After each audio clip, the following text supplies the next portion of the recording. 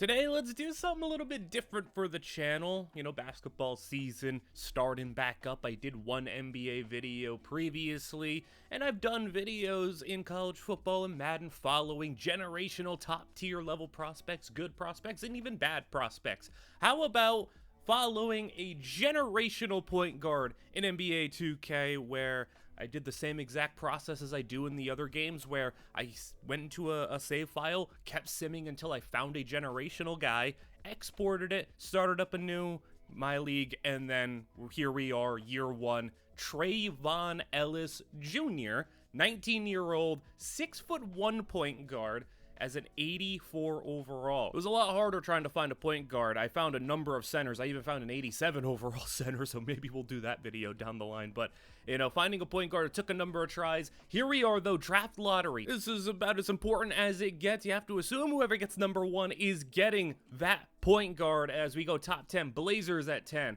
Rockets 9, no moving up right now. Nuggets stay at 8. Number 7, Pelicans move up, so they are in the running. Thunder, they stick at 6. Suns, they move up. We have 2 movers. Jazz, they stay at 4. 3 is the Raptors. It becomes the Pelicans, and down to 2. It will not be the Raptors.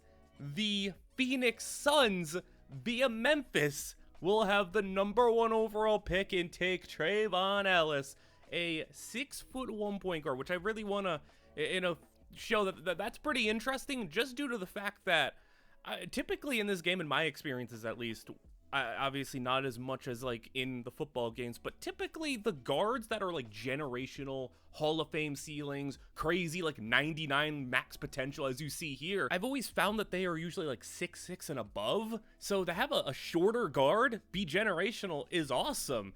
And you can see the team here. The only change I made, the only control I had, is I moved Devin Booker to the 2 just to make it a little bit easier. Everything else is completely automated, 100% spectating, 100% my hands are off, we are just watching. He wins Rookie of the Year and All-NBA third team in year 1.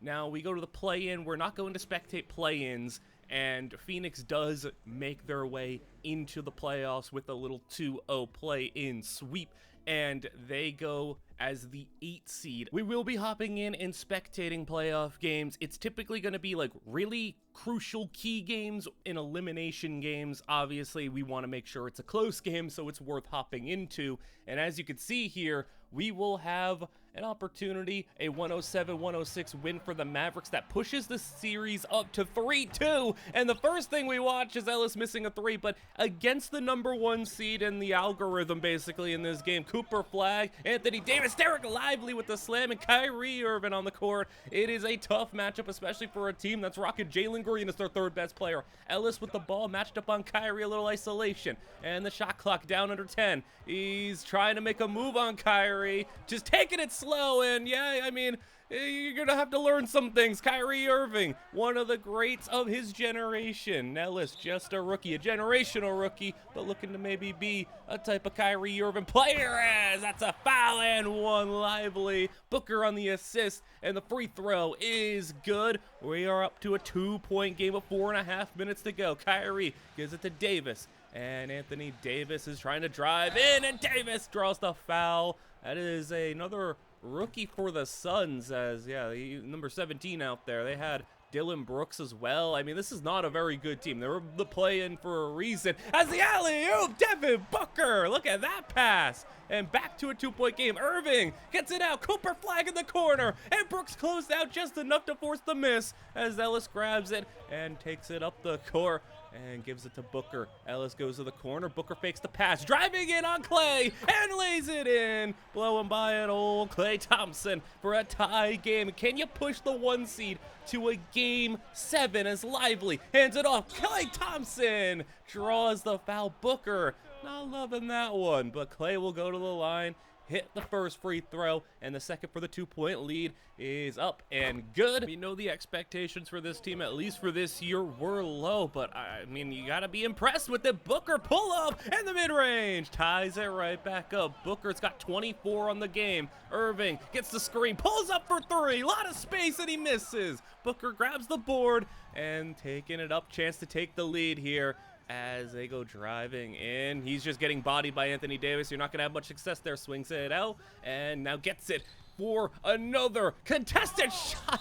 I mean, just taking it on Anthony Davis, never a smart idea, especially if you're not a skilled finisher. Gets it up to Brooks now off the inbound, and Booker on Clay. I think that's the matchup you want to attack, and he does. Gets it in, and the lead for the Suns. How crazy would it be to get it to Game 7, but Kyrie Irving teaching the rookie a little lesson. Nice pass up the court, and he makes it. Back on top, a back and forth battle as we're ticking towards 2 minutes. Kyrie Irving, he might be tired, but he wants to keep on working things here as they get it to Clay. Flag off in the corner by himself. Irving with the screen. Clay trying to dribble. Oh my goodness, and he made Booker stumble, and he misses. And Clay Thompson just makes somebody stumble. Are you kidding me? Brooks gets it in, and over Davis, good. And a 4-point lead. I still can't get over that Kyrie wasn't the one doing it. It was Clay Thompson making somebody stumble, but now, speaking of Kyrie, hop step in. Back to a 2-point game. It's been a close one, good one, and they keep catching the Mavs sleeping on those inbounds as Kyrie gets it into Lively. Neither team has been able to pull away quite yet. Booker, minute and a half to go, pulls up mid-range, and he misses. Kyrie grabs it, and Irving slowing things down a little bit. Gets by, though. Kyrie, nice recovery by Ellis and forces the miss, but Lively gets it to Davis, and he misses. That was a good job. It got scary once it got to Davis, but Booker's wide open on the fast break and nails it. His foot was on the line. It's a long two, but regardless, 2-score game. Irving trying to take it on Ellis. Ellis playing some good defense. Contested shot, no good. Ellis with the rebound, and with under a minute to go, the Suns have it with a 2-score lead. Ellis is just trying to slow things down. Smart, take your time, gets it to Dylan Brooks. Kyrie's coming over for the double. Ellis is no good. That would have been probably a dagger there. Instead, Mavericks have another try at it. Can they come up big here? Lively gets it to Irving, and Kyrie has been the one they go to every single time, but it hasn't been great. A turnover from Klay Thompson, and that will do it. Ellis, not a great game, but he does enough. Booker goes for 30 and 13, pushes it to a Game 7. Unfortunately, though, Game 7 is as far as things will go. Mavericks comfortably take it. But still, what a rookie year. Winning in the play-in, taking the 1 seed to 7 games, and an All-NBA Rookie of the Year season. That is about as good as it gets. He goes up +4 overalls, and now, hey, maybe you're looking at this team saying they might be something. You get another couple of pieces in there. You got to think Jalen Green needs to go, and a couple of other things need to happen. You got your 2 guards for now. Try to capitalize while Booker is still really good. And well, they made a trade. Jalen Green in a second for Walker Kessler in a first. That'll do. And in the play-in once again, Booker and Ellis combined for 80 points. Take it. But in the next play-in game to try to take that final seed, they drop it to the Lakers. Ellis, you can see, identical scoring, just more efficient. And still, though, some interesting moves. This team also in the offseason, now going into year 3, brings in Julius Randle and Buzelis. I don't know why Buzelis is down there. It's like an 80 overall. He's not that good, but hey, it's an interesting little team right now as Luka takes home MVP. Going into the playoffs, will the Suns have to avoid the play-in? Ellis makes first team All-NBA. This is looking great so far. They are the 3 seed, and looking at the team, some moves were definitely made. Gary Trent is starting. Devin Booker is hurt. Buzelis is gone. Jalen Wells is here. And they traded Buzelis and a first for Jalen Wells. That's interesting. Okay, sure. I don't know why, but cool, I guess. as first round. This time they get to play the Lakers in a full-fledged series, but with no Devin Booker, you'd assume no chance, but right now it's pretty close. 2-2 series. Ellis drops 29, and a crucial game 5 here. Suns pull away 3-2 up on Luka, and to close out the series, a dominant game where Ellis drops 28. They win 147-101, and they're on to take on Jokic and his squad. Aaron Gordon, Jamal Murray. We know the cast. 1-0 Suns. Julius Randle's coming up really big in this series as well. That's been really impressive. Jaime Jaquez also 20 points there. Another win for the Suns. Randle for 22, but Ellis is leading the charge here. He had 30 in that game, and what looks to be another victory, as Ellis has got 20 and 15. They go and take care of business against the Nuggets, and now onto the conference finals. Still no Devin Booker. His ankle, it's still a 1 to 2 week injury, so you'll probably have to go at least most of, if not all of the series without him. Minnesota takes a 1-0 lead. Suns tie it up 1-1. Ellis goes for 30. Game 3. Phoenix wins by 7. Ellis with a double-double. And game 4. How about a crucial game 4? Devin Booker still gone. You're rocking Gary Trent as your starter. Ellis pulls up. He hits it. And with 6 minutes to go, can you take a 3-1 lead in the conference championship as Anthony Edwards delivers to Naz Reid for the slam? And now with the 3-point deficit, the Suns have got it and just working things. Julius Randle with the ball, and Julius Randle slams it. And you know, I mean, for as much as this team were knocking them, the contributors and the role players are doing their thing. Edwards, though, got space for 3, misses. But a guy like Gary Trent's been playing well. An old Julius Randle's playing well. They lob it up, and right as I tried to speak nice about Gary Trent, he turns it over. This team's got Pascal Siakam, wide open Edwards, not missing that one. Edwards drills the 3.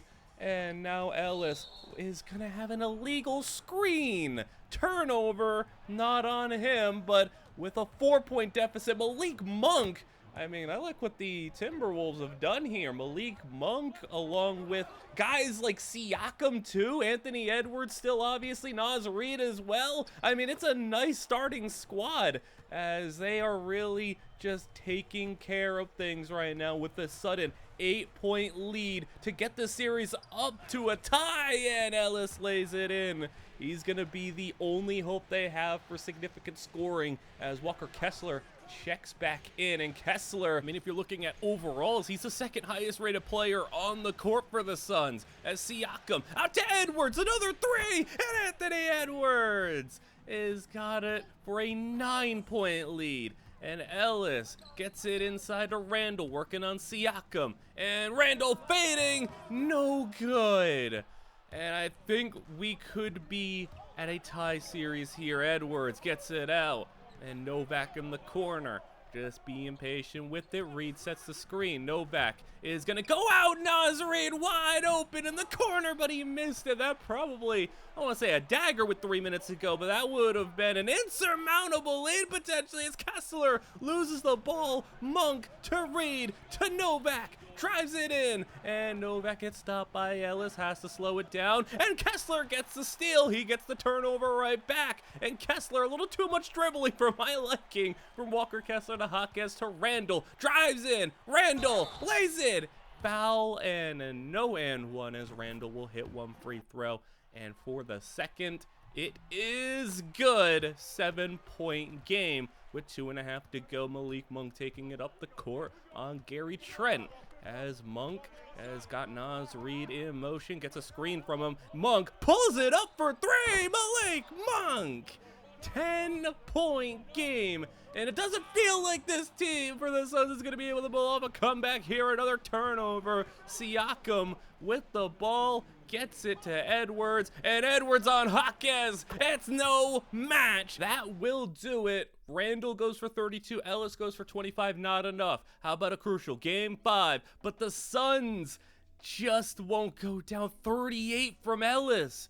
38. Game 6, and the Timberwolves, needing this one in the worst way to push it to Game 7, are going to pull it off. Booker came back for this game, and it wasn't enough, so we're in Game 7. Devin Booker is back. They've traded some blowouts, some big-time wins, but now in Game 7, it's close. 2-point game, and Malik Monk pulls up, makes it a 4-point game. Also, you see, their Timberwolves have Josh Hart as well, just a really deep team full of veterans, as Booker back to being the de facto #1 option for this team. Booker is going to try and drive, but he kicks it out. Robinson Earl for 3. He hits it.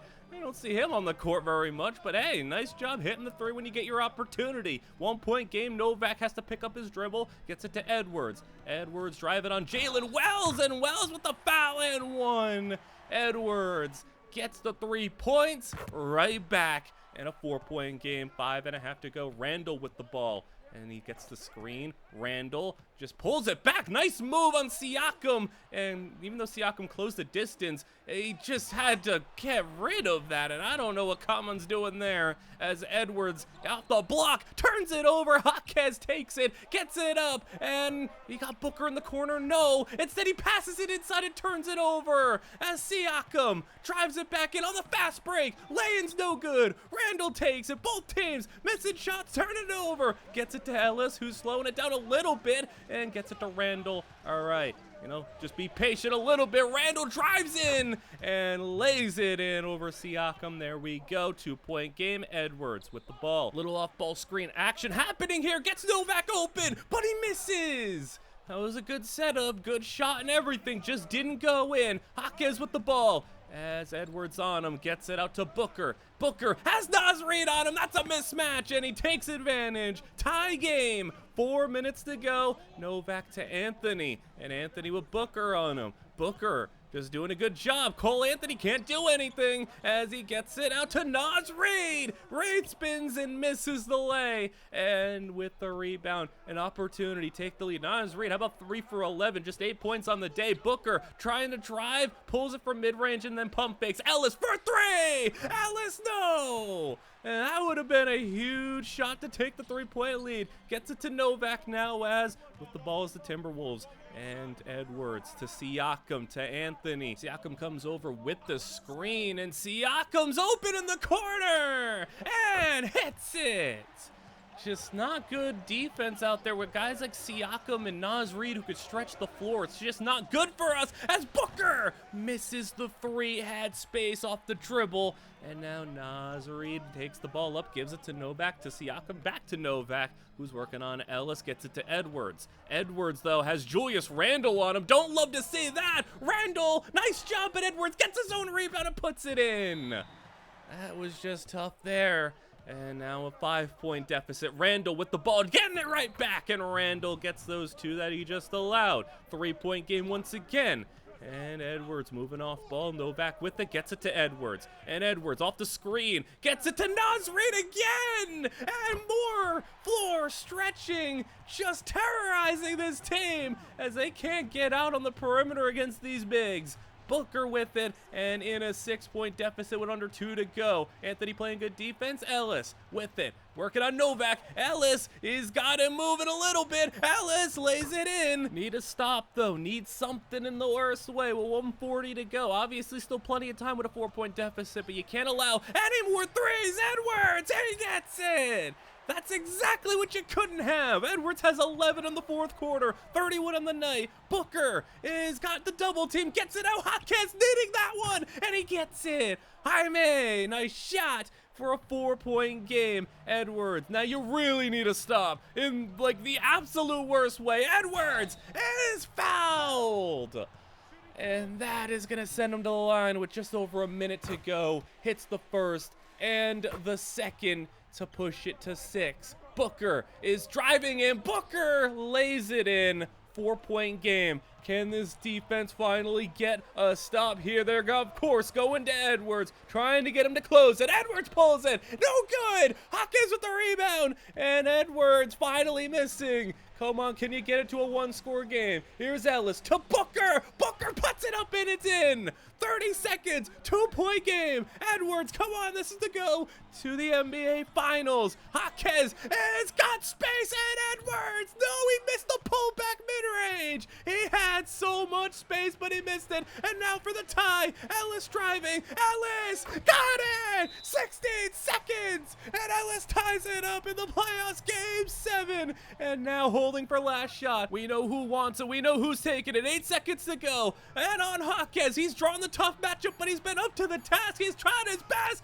Edwards, it's good with 1 second. And now, with 1 second, gotta get a shot up here. Booker, deep three. It's off.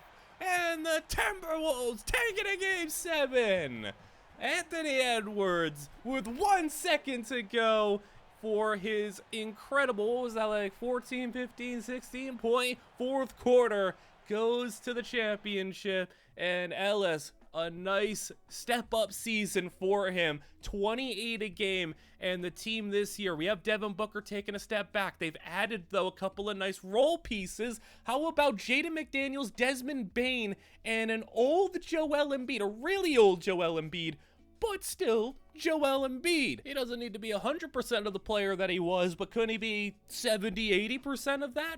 Who knows? That is going to be important for us to see. Ellis makes All-NBA second team, and I like the format and the structure of this team a lot more. 3 seed for the Suns once again, as they also have Aaron Gordon on this team as well.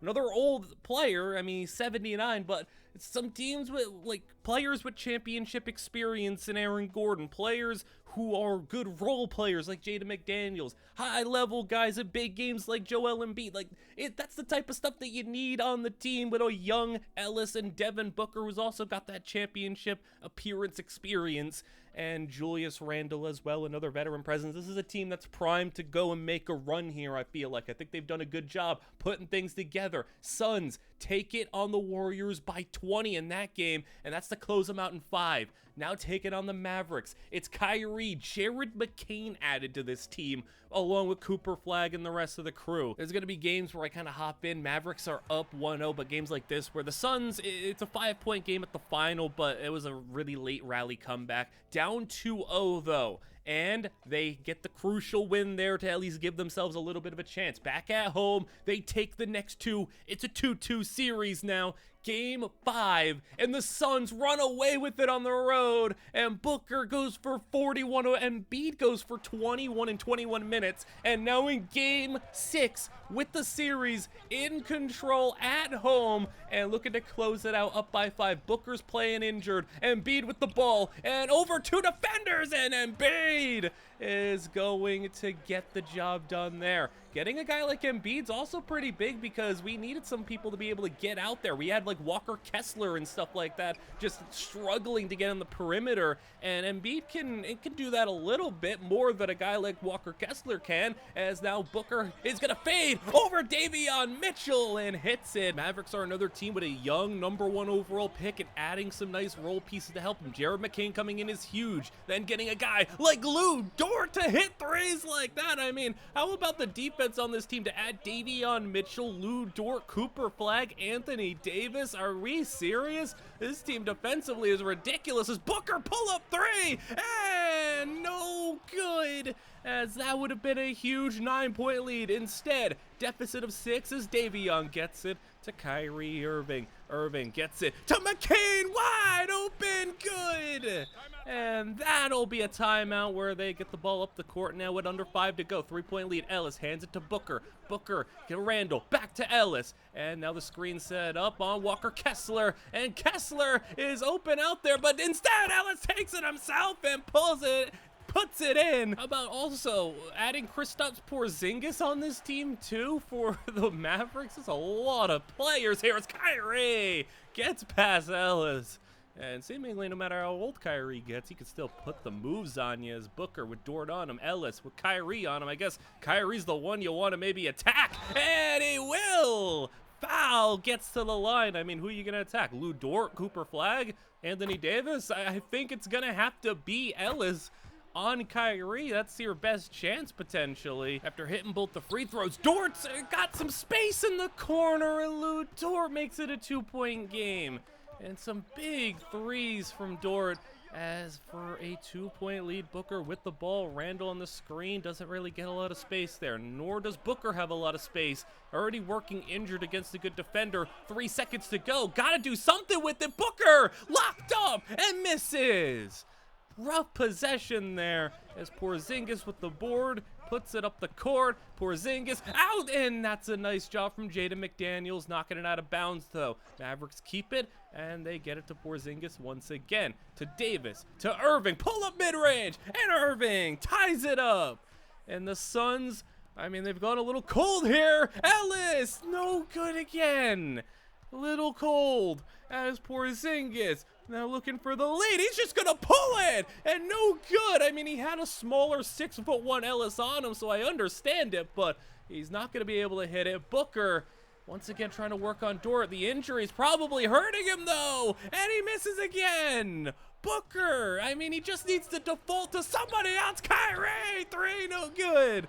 But Booker's already on a tough matchup, and his injury's probably not helping things, so he's got to just default. And like I said, it's probably, it has to be Ellis, and he's working on Kyrie. Gets it to McDaniels. Maybe some Jaden McDaniels help here, but he's on Cooper Flag. McDaniels for 3. No good. Kessler with the rebound. Out to Booker. Wide open. Booker misses. No, Kessler gets the back to Booker again. Come on. Booker is no good, but Booker gets it back. And up for 3, McDaniels.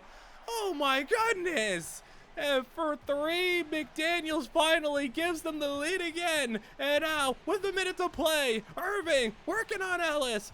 Kyrie not creating much here. Irving just pulls it. No good. Booker, can you close out the series here? Come on, McDaniels gets it to Randall, dunks it. 5-point game with 50 seconds to go. And now, needing a big shot as Kyrie spins off. Gets it to Porzingis, and a foul and 1! And Porzingis hits it for the 3-point play, 40 seconds to go. Booker, come on, get it to somebody else. No, he passed it right to Cooper Flag, who gets it, Dort and Irving, and he lays it in for the tie.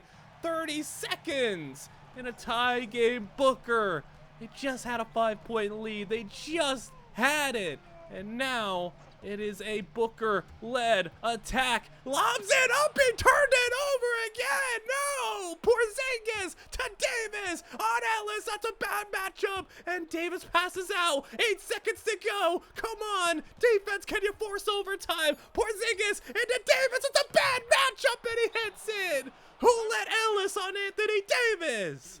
And with 1 second to go, for game 7 to be forced, they get it into Kessler, puts it up, and he hit it. Kessler didn't get it up in time. I don't know if he did.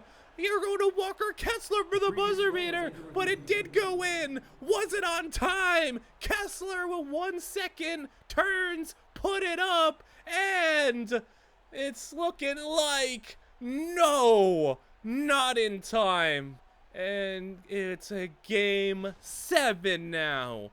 Devin Booker really messed things up at the end there. 2 turnovers and some missed shots.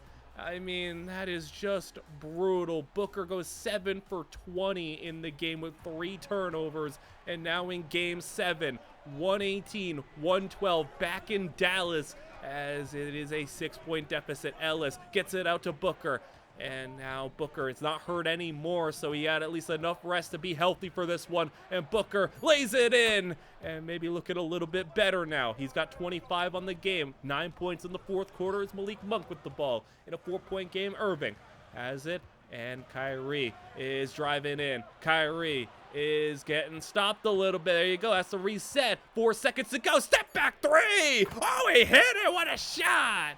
And you couldn't go through him. Well, let's go and step back and create some space. Embiid on the court now. And Joel Embiid gets it to Booker, gets it to Ellis, gets the screen. Walker Kessler pulls it, and Kessler gets the offensive rebound. Out to Desmond Bane. Missed it. Kessler with another rebound to Embiid. Bad pass, and he has to just hold it. 7 seconds to go. Ellis lays it in. And Walker Kessler coming up big with the offensive rebounds at least.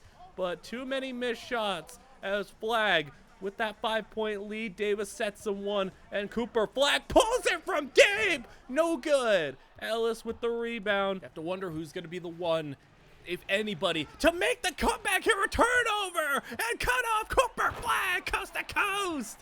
Flag, 7-point game. And on the road, down by 7 with 4 minutes to go in Game 7. It's looking really rough. You need a spark here, and not another turnover from Devin Booker. And Davis gets it. I know the defense of the Mavericks is phenomenal, but you can't keep turning it over. Kyrie up by 9 now. Points off turnovers this game. The Suns have none. Booker is blocked by Flag. And Devin Booker struggling a lot in this series. Lay-in. Good. And Kyrie makes an 11-point game. 3.5 to go. This was close not too long ago. Booker fouled and won finally. Booker gets the 3-point play, but 8-point deficit. You need a lot to go your way. Dort in the corner. Booker gives him a little bit of space and done! Off the screen, hits a 3. 11-point game again. Kessler banged up. Randall with the ball. Randall spins and pulls. No good. Had space there, just couldn't put it in. And now you're really in dire straits here, Kyrie. And I mean, at what point does it become a dagger reach in foul? Inbound gets it to Davis, pull in the deep 2, no good. All right, I mean, if you got your miss, you got the fast break, you got the slam. Ellis, 9-point game. If you need something, Kyrie pulls it from 3. Okay, 2 straight misses. There you go. Here's your chance. If you're going to have a comeback, now's the only chance you got. Booker drives it in. Just stop trying to force it. This is a square peg in a round hole. And he misses again. Booker just default to somebody else. And Kyrie gets it into Davis for the dunk. And now with under a minute to go, yeah, that might have been your last chance. Flag off the dribble. 3-pointer good. And that is your dagger. 12-point loss. Ellis shot 9 for 12. Had a really nice game. Just didn't feel like he got to do enough there. They were just trying to make Booker the guy, and it just wasn't working. You go into the next season where Embiid, McDaniels, Bane all stick around. No more Julius Randle. Instead, they have Keyshawn George. You have Jalen Wells still. So a nice team. Again, Anthony Edwards winning MVP. Ellis is a 94 overall. And back to the playoffs where you look and you see, I mean, Ellis once again is on an all-NBA team, top of the 3rd team. And another nice seeding, 2 seed taking on the Thunder, where Shea, J-Dub, and Chet are going to be a hard big 3 for a 7 seed. You know, not many 7 seeds are that good, but yeah, right now it's looking pretty nice so far as the Suns looking to dominate this series. And up 122-105 there, but here we are, a chance to close things out. Game 4 in a 3-0 series tie game with 2.5 minutes to go. As can they extend it to a Game 5? DiVincenzo with the ball for OKC gets it to J-Dub, and he pulls it and hits it for the lead by 2. As we got Booker working on another tough defender. I mean, we got Warwick in here, so another guard that this team drafted. He's the backup to Ellis, who's not on the court right now, as Wells on Chet. I don't know about that one, as DiVincenzo gets the ball, gets it out, and I don't see Shea out there either right now as they turn it over. Booker takes the ball, and Devin Booker on DiVincenzo gets around, pulls it, good. Takes the lead with 1.5 minutes to play. Holmgren taking it up the court right now and gets a screen. Chet being the ball handler right now. And with no Shea, it looks like, I guess they got to go to somebody. DiVincenzo with it. Back to Chet.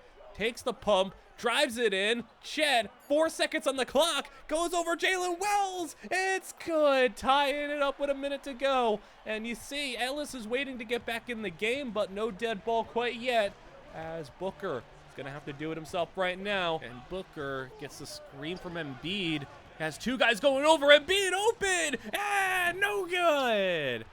That was a real chance there with under a minute to go. As in this tie game, still Embiid playing some nice defense there. DiVincenzo to Chet for three. Chet got it. 104-101 as Booker. I mean, they're still waiting to get back in the game. I mean, you only got one timeout to go. Booker just pulls it. Fouled. And Booker fouled on the three. All right, got to hit these free throws. There's one. How about number two as Ellis checks into the game, it appears. And there's two for the tie. Three. Good. All right, 104. Embiid on the court. Ellis there. You got Booker still and Jaden McDaniels as Williams taking it. It looks like either Shea got hurt or fouled out of this one, and they're going to have to go and extend this series without him. Cardinal with the ball, and he's trying to work on Booker. Gets it for a foul. Booker with 11 seconds to play. Fouls Cardinal. Misses the first free throw. And now the door's wide open as OKC only hits one. 105-104, 11 seconds. Probably going to try to take the last shot. And they have it at Booker's hands right now. Will he be the one to take it? Booker fouled! I guess he is the one to take it, and he's the one taking himself to the line. Hits the first one for the lead. 4 seconds to go. Booker is got it. And Devin Booker with clutch free throws. Now with 4 seconds to go, OKC for the win to avoid the sweep. 1 second, Holmgren, no good. And Chet couldn't get it. Now a sweep in the first round. Ellis goes for 28, Booker goes for 35, and taking on the Timberwolves once again. This is a team that, I mean, yeah, they're just so good with Anthony Edwards and the guys that they surround him with. But the Suns take a 1-0 lead, and it'll be a 1-1 game after a 3-point loss.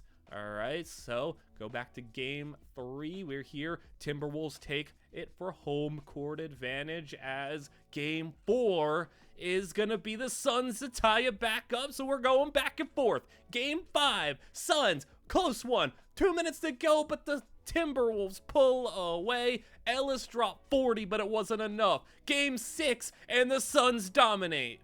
That means we're on to game 7 against the Timberwolves.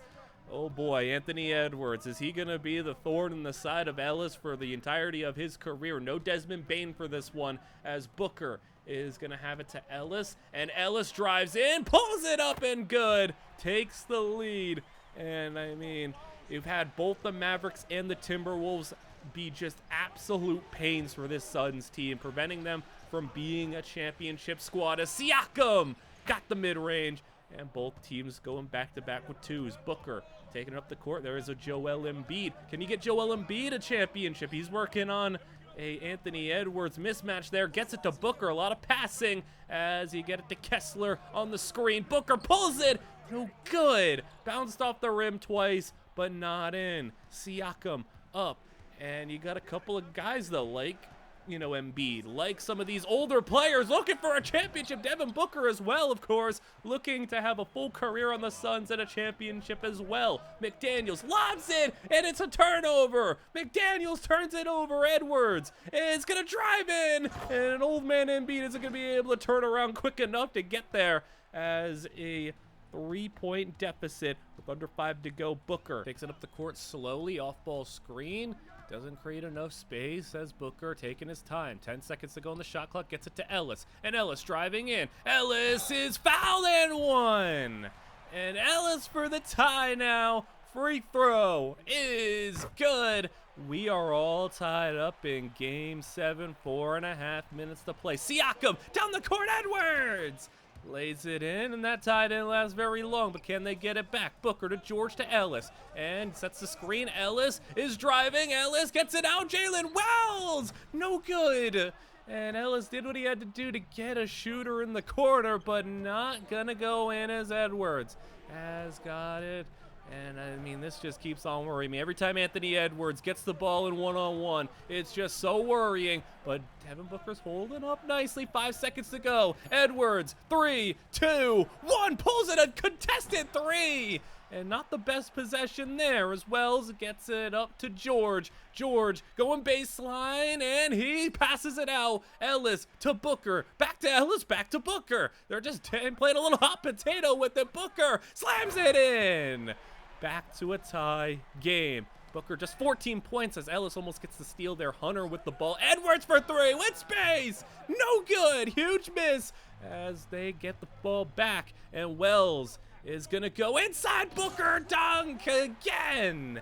2-point lead for the Suns. Trying to take it on their home court. Looking to finally get to the finals. Edwards lays it in, but Anthony Edwards is just making it so difficult. Somebody's got to step up and really go out duel or go shot for shot with him or something. Devin Booker's doing well so far. Booker is trying to drive in. He's getting stopped, picks up his dribble, puts it in though. Booker, 6 straight points for the Suns. And Edwards is going to get it to Siakam. Hands it back to Edwards, pulls it up, and no good. All right, Booker's winning this battle right now, at least, as Ellis has got the ball past midcourt. And now with the 2-point lead on under 2 minutes to go. Can he get that 2-score lead? Embiid! He's got it! Joel Embiid for the 4-point lead as Edwards driving in. Edwards is going to go around Booker for the slam. And with 1.5 minutes to go, now it's back to Booker. All right, he wants to get one back on him. Come on. Booker is having to stop and turn and pull for the shot. He's got it. All right, Devin Booker, I mean, you had some moments last year that wasn't good, but you're coming up big here, and especially with a stop there. Minute to go, and a 4-point lead. McDaniels, Jaden fouled. Hunter fouled him. McDaniels hits 1, and he hits 2, a 6-point lead. That is massive, and now you really need to lean on Anthony Edwards or somebody to get an open shot from 3 maybe, as Edwards is going to keep on trying. He's going to keep on hitting, and a 4-point game. Just got to keep it going, though. Another score, and you're looking pretty comfortable. A 6-point game with 4.5 to go. But if they get the stop here, it gets really scary. Booker! No, he misses, but Kessler with the rebound, and they foul. They foul Walker Kessler, which I guess isn't so bad because Kessler, I mean, he hits the first free throw. I mean, not amazing free throw shooting here, as he makes both, though. And now back to a 6-point game with 40 seconds to go. Keon Ellis! Oh, Keon Ellis for 3 off the inbound. He hit it.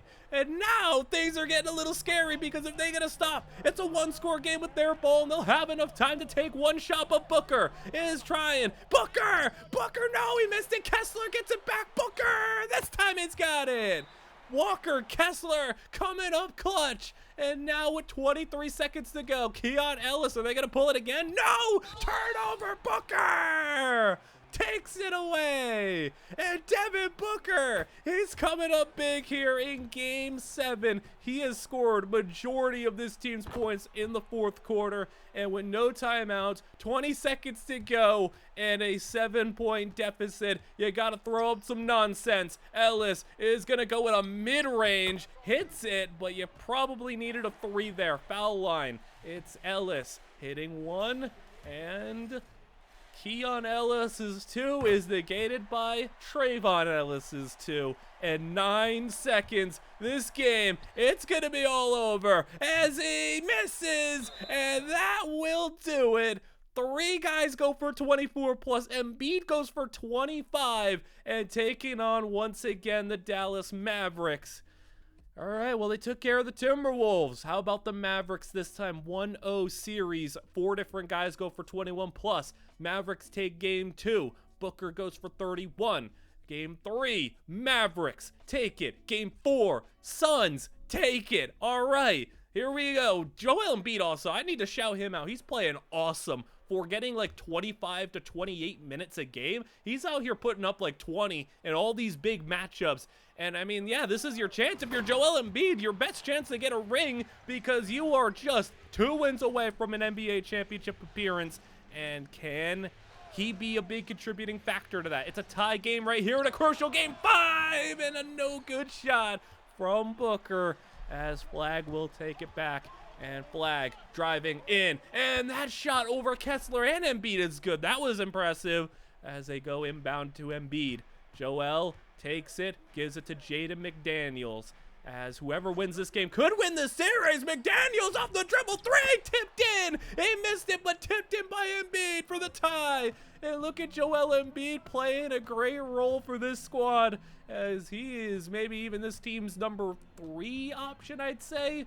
I mean, at least in terms of name value here, maybe not overall, as McCain fouled by Booker. And Jared McCain, not a great scoring night. That's just 4 points before those free throws, and he'll get them both. 92-90 your score is Ellis with 2 minutes to go. You got McDaniels on the court. There he is getting the ball, but McDaniels couldn't hold on to it, and he gets out of bounds. Was not that difficult of a pass to hang on to, as now with the ball, Kyrie Irving has got it. Kyrie trying to drive on Ellis. He's doing a good job. Ellis again. Kyrie is not going to have it. Embiid coming over with some help. Takes the ball back. McDaniels trying to make up for that turnover. And reverse layup. No good. Right with the rebound. Back up center. Out to Booker. 3. And Devin Booker takes the lead for the Suns. 1:20 to go. Kyrie fouled. Ellis's 4th. Kyrie 5 for 15 night, so not a good night for him, as he misses one of the free throws as well. That is brutal. Tie game. Jaden McDaniels turns it over again. You make it so difficult to win with mistakes like these, especially in a tie game with a minute to go. Kyrie with the ball, and Irvin has to pick up the dribble, gets it to Mitchell Robinson, who's working on Embiid. I mean, yeah, you want to have Mitchell Robinson touch the ball all you want. We'll take that. He's just holding on to it, turns it over. McDaniels gets it back, and Jaden goes all the way. And at least they made up for one of the turnovers. Takes the lead with 47 seconds to play, and McCain with the ball. Come on, defense as they set the screen. McCain gets it into Davis, and Davis gets an easy slam over Booker. Tie it back up. 37 seconds as McDaniels makes a move with the pump fake. Jaden fouled. And look at Jaden McDaniels coming up big now. 2 turnovers, and then on the other end, forces one. It goes coast to coast, and he misses the second free throw, but still 2 straight possessions where McDaniels scores. Robinson takes it up the court. McCain's wide open. He hits the 3. You couldn't let McCain get loose there. 24 seconds in a 2-point game. Booker with it as they go to McDaniels again. Jaden McDaniels giving him the ball is bold here. McDaniels off the dribble. 3. Jaden McDaniels with 9 seconds to play takes it for the lead. And now with 1 shot left, Kyrie Irving with the ball. Irving step back mid-range. Come on. And he hit it with 2 seconds to go. Full quarter, no good. And the 3-2 series lead goes to Dallas. That is just brutal. And Jaden McDaniels' heroics will lead us to still a loss. In Game 6, though, it's looking like the Suns are pushing things to Game 7. They win by 13. Booker and Ellis go for 30 each. As now in Game 7 here, another chance to get things done. And once again, back on the road, and the Suns are up by 6. Embiid with the ball. And Joel gets it out. Booker in the corner, pump fake. And Booker on McCain. And Devin's going to go post up over McCain and hits it. All right, a 8-point lead. Can you hold on to it? As Flag to Kyrie Irving hits the 3. And Dallas really needed that one. Booker with the ball. And now off-ball screen. McCain, now he sets one. Goes inside, and Booker, a bunch of screens all over the place as Booker pulls the mid-range, and he had space, but no good. And now up the core, Jared McCain inside the Davis. Misses. Davis gets his own rebound. Cooper, Flag, no good. Flag had an open 3, and a huge miss there as they get it up to Wright, who loses the ball. And Flag, coast to coast, into Davis, slams it. 3-point game now with under 5 minutes to play. Ellis with it. This is what I want to see. I want to see Ellis with the ball more. I want to see him get these #1 options, or at least someone not named Devin Booker, as Embiid is going to get fouled by Davis, and that's going to foul Anthony Davis out. Hey, look at Joel Embiid. He can still draw fouls. There you go, hitting a free throw. There's one. And #2 for Embiid. And the 5-point lead is good for just 4.5 minutes. Is all you need to do. Hang on for a chance to go to the title. Flag 3. And Cooper Flag brings it within 2. Now Embiid draws another foul, and it's an and 1. Joel Embiid having a big fourth quarter. Embiid hits the free throw. 5-point game once again. There we go. Come on, Embiid. I want to see Embiid get a title. I want to see Booker get a title. These guys, I feel like they've earned it, and they just need to finish the job here. Kyrie trying to dance around a little bit. Irving, no good. Embiid with the rebound. And playing Embiid in this clutch closeout situation. Gets it to McDaniels. And right now, caught up in the paint. You could see the center right was just not leaving the paint, and that's an offensive 3 seconds. That's just a really bad turnover at a bad moment. Dunn gets it to McCain, as McCain is going to drive, and Booker, nice job to stay with him. Flag with it, 7 seconds, and Flag is gonna go off the dribble for another 3. Cooper misses, tipped in though. And that will make it 3 is the deficit for Dallas with under 3 to go. Booker gets the screen. He's pulling it. 3-pointer, no good.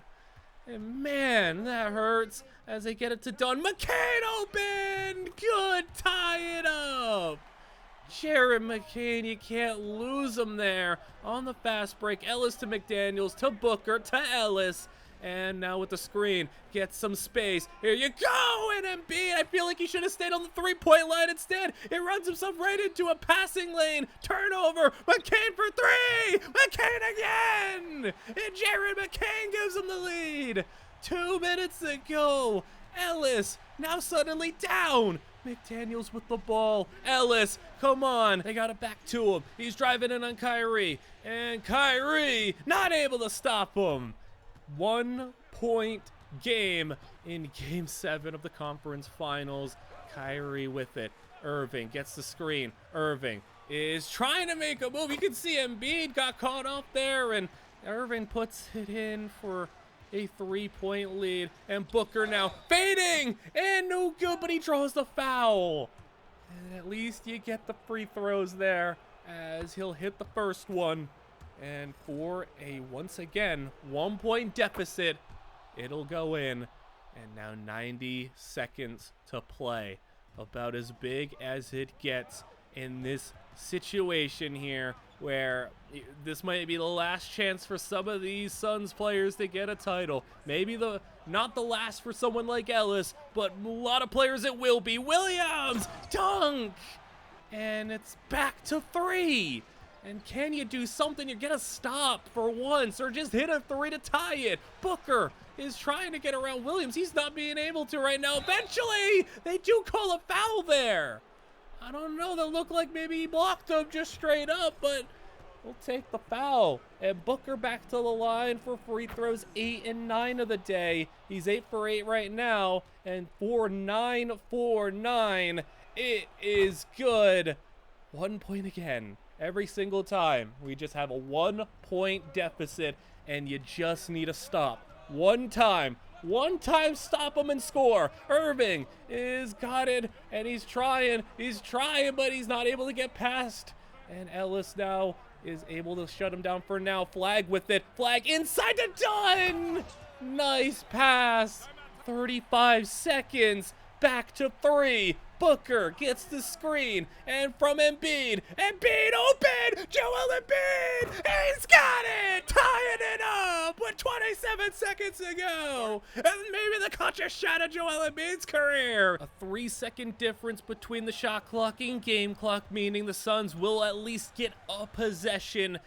May not be with a lot of time, but they will get a possession here if the Mavericks make it. Kyrie Irving looking for another clutch shot in his career. Irving, 7 seconds on the play clock, drives in. Irving loses the ball, Ellis kicks it up. Ellis with 5 seconds is driving. Ellis inside right. It's in with 0.2 seconds. Ellis made him lose the dribble, picks it up, and delivers the assist for the game with 0.2 seconds. Irving not able to get it off, and he missed it anyway. Kyrie Irving lost it, and we are headed to the finals. Ellis gets his conference finals MVP, and what a matchup here. Taking on the Sixers, Joel Embiid. They have Kawhi Leonard, VJ Edgecombe, Tyrese Maxey, as we have a Game 1 win for the Suns. Game 2, very close, and right at the end, the Suns take it. Ellis goes for 34 and 10. Game 3, and the Suns 3 games on top. All of a sudden, the finals popped in, and here we are, Ellis being a 30-point per game scorer in these finals. As Game 4, a 10-point lead with under 3 minutes to go. It's very well looking like it could be a sweep here. As, I mean, the West is a gauntlet. We know how much more difficult the West is. And with that, they are battle-tested against Anthony Edwards, against the Mavericks and their defense, and whoever else has been trying to get after them, whether it be Luka, whether it be, I mean, the Warriors have popped in from time to time. I don't know who else is really popping off like crazy. It just feels like Anthony Edwards and the Mavericks have been all over this Suns team for the last couple of years. As McDaniels for 3, no good.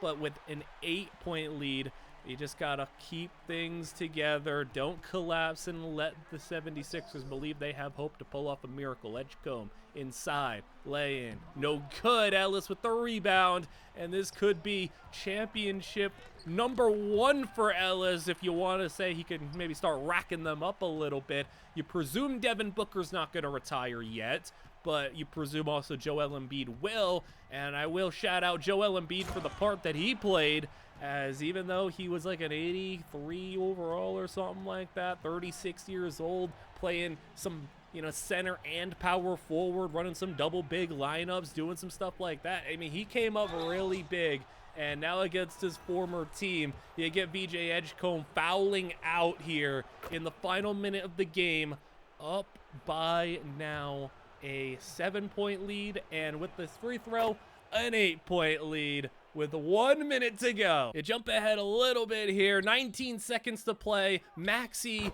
hits a shot to make it a 3-point game, but you're playing the free throw battles, and of course, you're gonna want to at least have Devin Booker close things out, a lifelong Suns member who has stayed loyal through the Kevin Durant's and the Bradley Beals and all the bad stuff that has happened to him. He stayed loyal, and Maxey's 3 is good.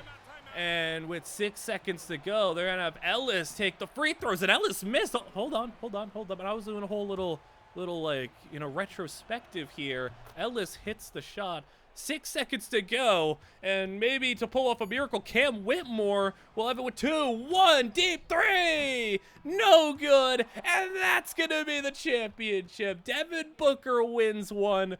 Ellis gets his first ring, and he's still very young in his career, so, hey man, maybe he'll get more. Joel Embiid gets a ring, and I think a very well-constructed team. You know, Walker Kessler was here, a couple other guys like, Jaden McDaniels had some moments. Ellis, though, averages 33, 10, and 7 in the finals, wins finals MVP, took a little step up in the playoffs as well in his overall statistics, and the roster, Embiid did retire, and they end up not really doing a whole lot with, like, any freed up money or anything. It's essentially the same team, slightly better with progression, but minus Joel Embiid. And at the end of the season, look who's taking home MVP. Trayvon Ellis goes for 31, 7, 7, 50, 38, and 80+ free throw percentage. What a year for Trayvon Ellis, as he has solidified himself as the out-and-out number 1 for this team. And a number 1 seed for the Suns, a great record for the Suns, a win in Game 1 as Booker, I mean, hey, take a step back, Devin Booker. You got your championship. Now make way for Ellis, 42-11 in that game. I mean, he is just dogpiling on Shea. Another 30-point performance. Booker also at 38. And a absolute domination. Ellis goes for 38, and we're starting to maybe unlock what prime Trayvon Ellis is after his championship at MVP. And will it be another championship run? Ellis 37 and a victory. Haven't lost a playoff game yet. How about another one? 34, 10, and 6. Oh my goodness, Ellis is going nuts right now. Another win, 27, 11, and 5. How about another sweep? 29, 8, and 5. All right, on to the conference championship as they're taking on Dylan Harper, Wemby, Fox, all of them. Will it even matter? 40, 11, and 5, another win. An undefeated playoff run? Like, what are we looking at right now? And the Suns dominate again. That's maybe Ellis's worst game. Only 23 points on good efficiency. Another victory. Are they going to sweep their way all the way to the finals? And they will. What is going on? Wemby put up 42 and it didn't matter. But the finals. This is big for 2 reasons. Devin Booker's hurt. He got hurt in game 4 against the Spurs. And not only that, they're taking on the Knicks. And it's the same Knicks team plus Giannis. Okay, the Knicks over there, I know they're a bit older now, and it's a little bit more of a, not washed, but, you know, veteran version of this team even more so. But, hey, the Knicks had some defensive struggles with the roster that they have. How about having Karl Anthony Towns, but pairing him with a guy like Giannis? The series hasn't gone the Suns' way so far. Booker is going to play through his injury now, and as we get to the next game, 106 and 113-106, Ellis 38-14 and 5. So we're not going to go undefeated in the playoffs, but how about game 5 now? 2-2 series. Booker hurt, but playing through it. He looks to be okay now as Booker. Definitely looked okay on that shot. It hits it, and now it's a game of 7 for the Knicks to try to come back from. Bridges to Brunson. Yeah, this is the same team. Bridges, Brunson, Anunoby, Towns, all of them. It's just with Giannis. That's terrifying. Brunson, though, getting locked up and a shot clock violation. And Ellis playing some good defense as well. All right, Ellis to Neely to Booker. Back to Neely, who's, I guess, replacing Embiid's role on this team, as he's got it now going to Ellis for 3. Ellis, good! 10-point lead, and we're seeing Trayvon Ellis be the guy for this team now. They wanted maybe Booker to get the first ring because, hey, Devin Booker, hey, thank you for all you've done for Phoenix, but now time to pass the torch to the guy, and time to get Jalen Wells a deep mid-range. I don't know about all of that, but 8-point game, he misses the shot. Giannis, he's going to slow things down. I mean, I wouldn't have really blamed him for just attacking Devin Booker, and he's maybe going to try to here. Booker, I guess, holding up well. The double team comes over, gets it out. Walker to Brunson, so they got the double team. Now Brunson, 2 seconds to go, just pulls a deep 3, and no good. Brunson having some issues here, not really able to get a whole lot of space as they get it out there. Booker with the ball, and Booker posting up, and Booker gets it into Neely, and it's in. 10-point game here in a huge game 5 as Giannis pulls up a short shot, but it goes in. As they get it to Booker once again, gets it now to Ellis. Ellis gets the screen, and Ellis, free lane to lay it in. Good Trayvon Ellis. Hey, when it's gotten to the finals, Ellis has just been incredible so far in his 2 appearances. Giannis, another pull-up shot, no good, and an out-of-bounds play. It looked like Towns tried to put it back, but it hit the backboard or the underneath of the backboard and goes out of bounds. That's a little embarrassing, but hey, 10-point game, 2 minutes to go, lobs it up. McDaniels is in, and now a 12-point game, 2 minutes to go. What do you got for Giannis driving in? Dunks it. I mean, you could get all the dunks you want, but hey, you need to get a stop here if you're going to come back from 10 down. And Ellis, they do get the stop there. All right, Brunson with some defense. Giannis with the rebound. Anunoby with it as he gets it to Bridges. Bridges is, yeah, he thought about pulling the mid-range, but he stops instead, gets to Towns on a screen, and Towns is not going to be able to get open. Bridges just tips it himself and doesn't get it. And that might be what it takes to do it here as Booker. Can you hit that dagger? Maybe the dagger's already been placed as Booker is got it with 1:18 to go. Taking his time. Ellis. Oh my goodness! He made him stumble! And that's your dagger.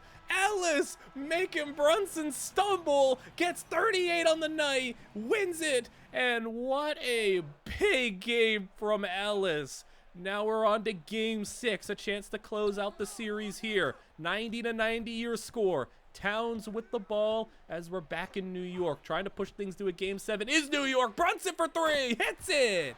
And Jalen Brunson, he wants a little bit of revenge. I mean, the last image we got of him in game 5 was him just stumbling around as Jalen Wells for the dunk.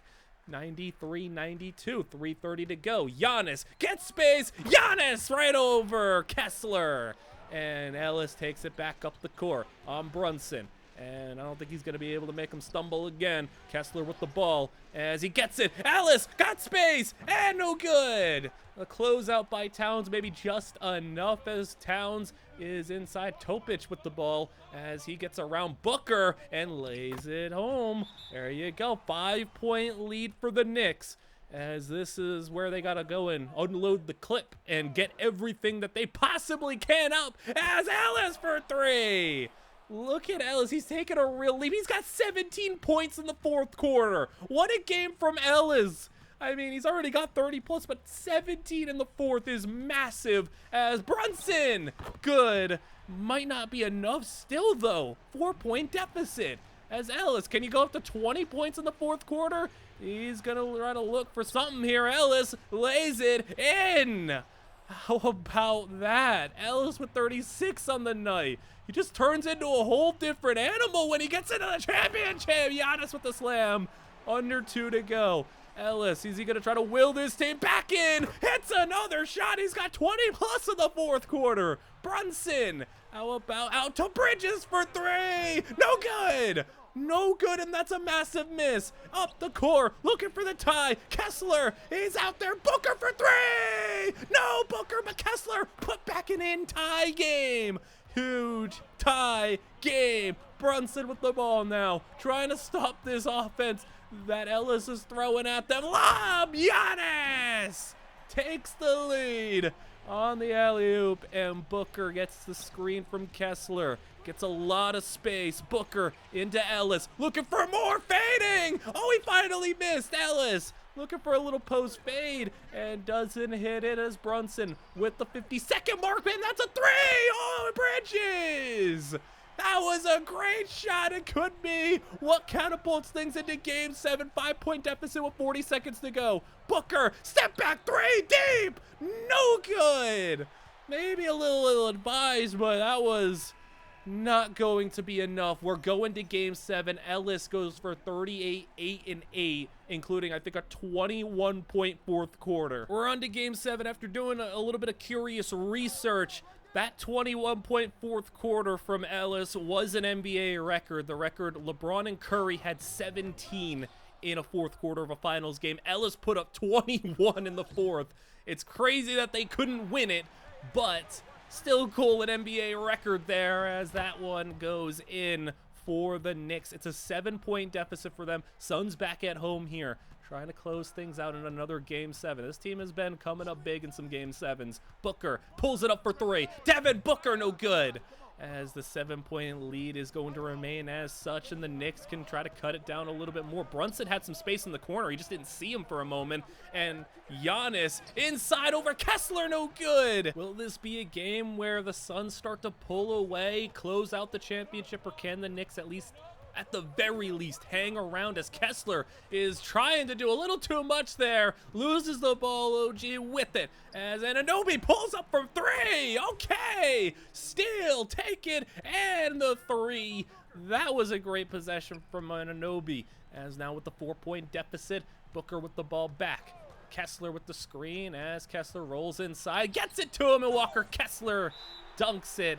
6-point game. Brunson to Bridges to Anunoby. Gets it around where you see Giannis for three, and Giannis no good. Maybe he's improved that three-point shot a little bit in these years, but not there as Booker maybe had a lane if he went and played it a little bit more aggressive. Instead, he gets it to Ellis, who gets it in. Ellis has 33 again. I mean, it feels like every time in the finals he's putting up 30 plus. As Towns has space. Towns, no good. That I expected from Giannis, but not an open three from Towns. As it's going to remain an 8-point game now. McDaniels with the ball. 3.5 to go. As he's got Kessler, a mismatch there. Gets it back out to McDaniels. Just enough space, no good. And Kessler matched up on Brunson. So you can't blame him for the closeout. There's Giannis on the fast break. Finish things off with a 2-point slam and the 6-point lead cut down as McDaniels almost turned it over, but he keeps it. Ellis with the ball on Brunson. Ellis, step back, mid-range. Oh, that was pretty. And he hits that one. All right, that was so good. Brunson gonna try to get back at him. Brunson, nope, you can't do it like him. Ellis looking for back-to-back, and he gets the ball here. Driving it on Giannis, no fair foul. OG and Giannis all over him. He didn't care. He'll draw the foul, and the free throws are good for the 10-point lead. This is crazy. This is such a good Knicks team, but I mean, they need another big-time potential comeback as Giannis hits that one. He's got 16 on the game, so not good from Giannis, but 10 in the fourth quarter, which is big, as Ellis, again, look at Ellis. He's looking for 40 points in the closeout game. I mean, are you kidding me? Giannis now trying to do something here, another shot. No good this time. I mean, you just can't keep pace with Ellis when he's playing like this. It just is so much different as he gets an open Jaden McDaniels. No good. At that point, just take it yourself. Even if it is a potential contested layup, it feels like that has a better chance of going in. Giannis cuts it down to 8. 90 seconds to play. Ellis is driving. Pulls it over Giannis. No good. All right. Maybe a little confidence there, but we like to see some confidence as OG swatted away. Jaden McDaniels swats it away, and that is going to be the crucial one because it's also off on the Knicks. Ellis looking for a dagger here. Ellis for 42, no good. All right, he wanted the 40 bomb. But now with the last opportunity, Giannis needs points on this, and he will get the and one.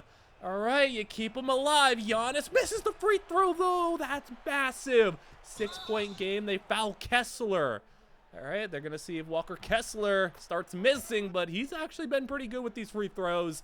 And he'll miss that one, but we'll take one. 40 seconds to go in a 7-point game. Giannis, they need a three. Bridges is open. Bridges hits. And now things are a little scary. 4-point game. Ellis with it.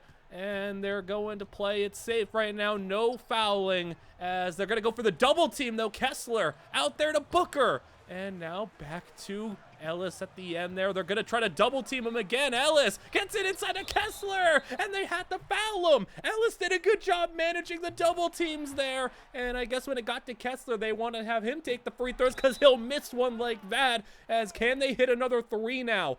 As you gotta go and see if you can hit another three to give yourself a chance. Bridges, are they gonna take a two? Bridges is gonna put it up. Not even a good shot. Game is looking like it's gonna be over. Ellis is gonna just put in some free throws, and that's gonna do it. Game 7, championship win. Ellis drops to his knees, and he has done it. Back-to-back championships.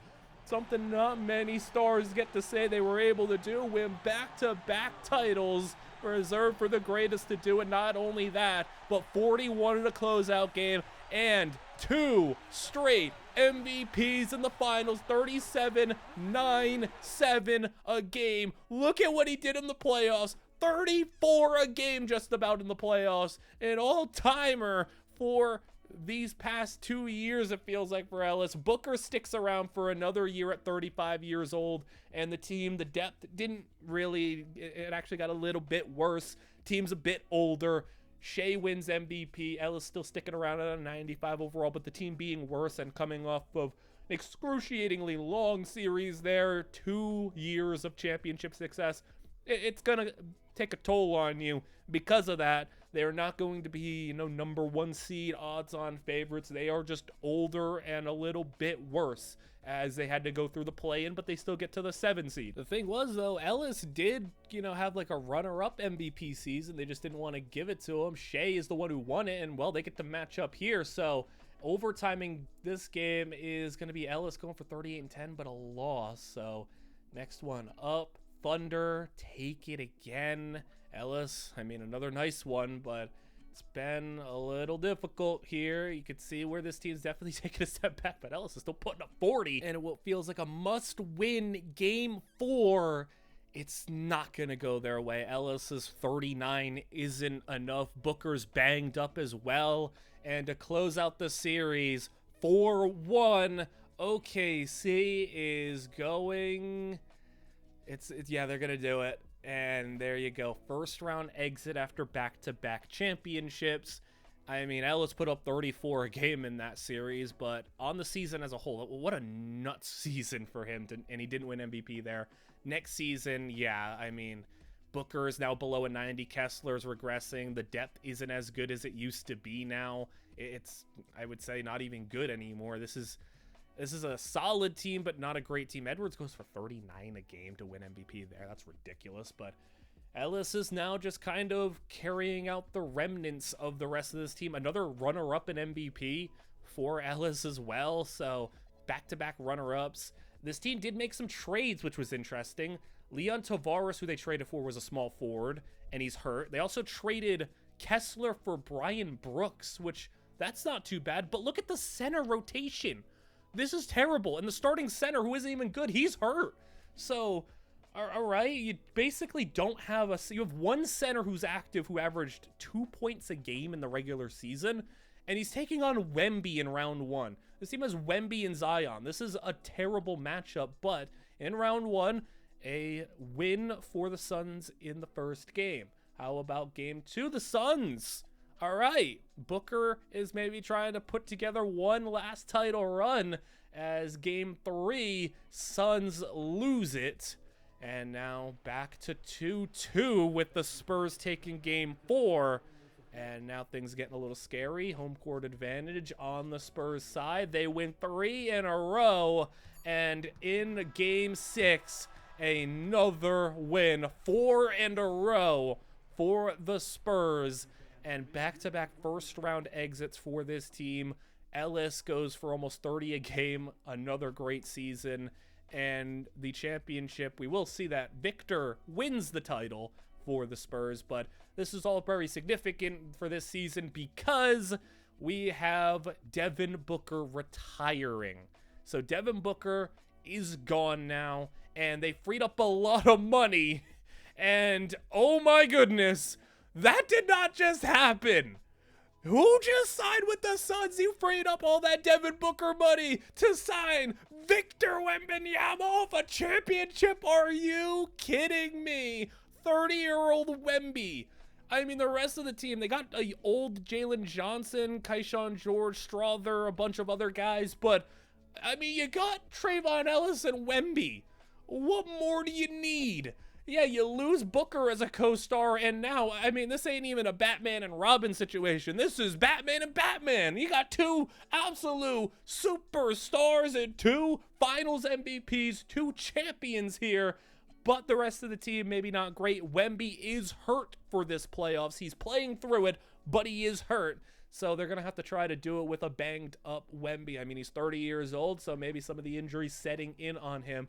Kings in the first round. Wemby, now more healthy, is still playing banged up a little bit better. Ellis goes for 42 and 13, though. He's carrying the load here. And against this Kings team, Wemby and Ellis just maybe too talented here, as looking to end things pretty smoothly. They will get the win. Wemby goes for 33, Ellis for 28, and he go to the second round. And hey, welcome back to a matchup against Anthony Edwards, who's won like a bunch of MVPs. Wemby goes for 45 in that one.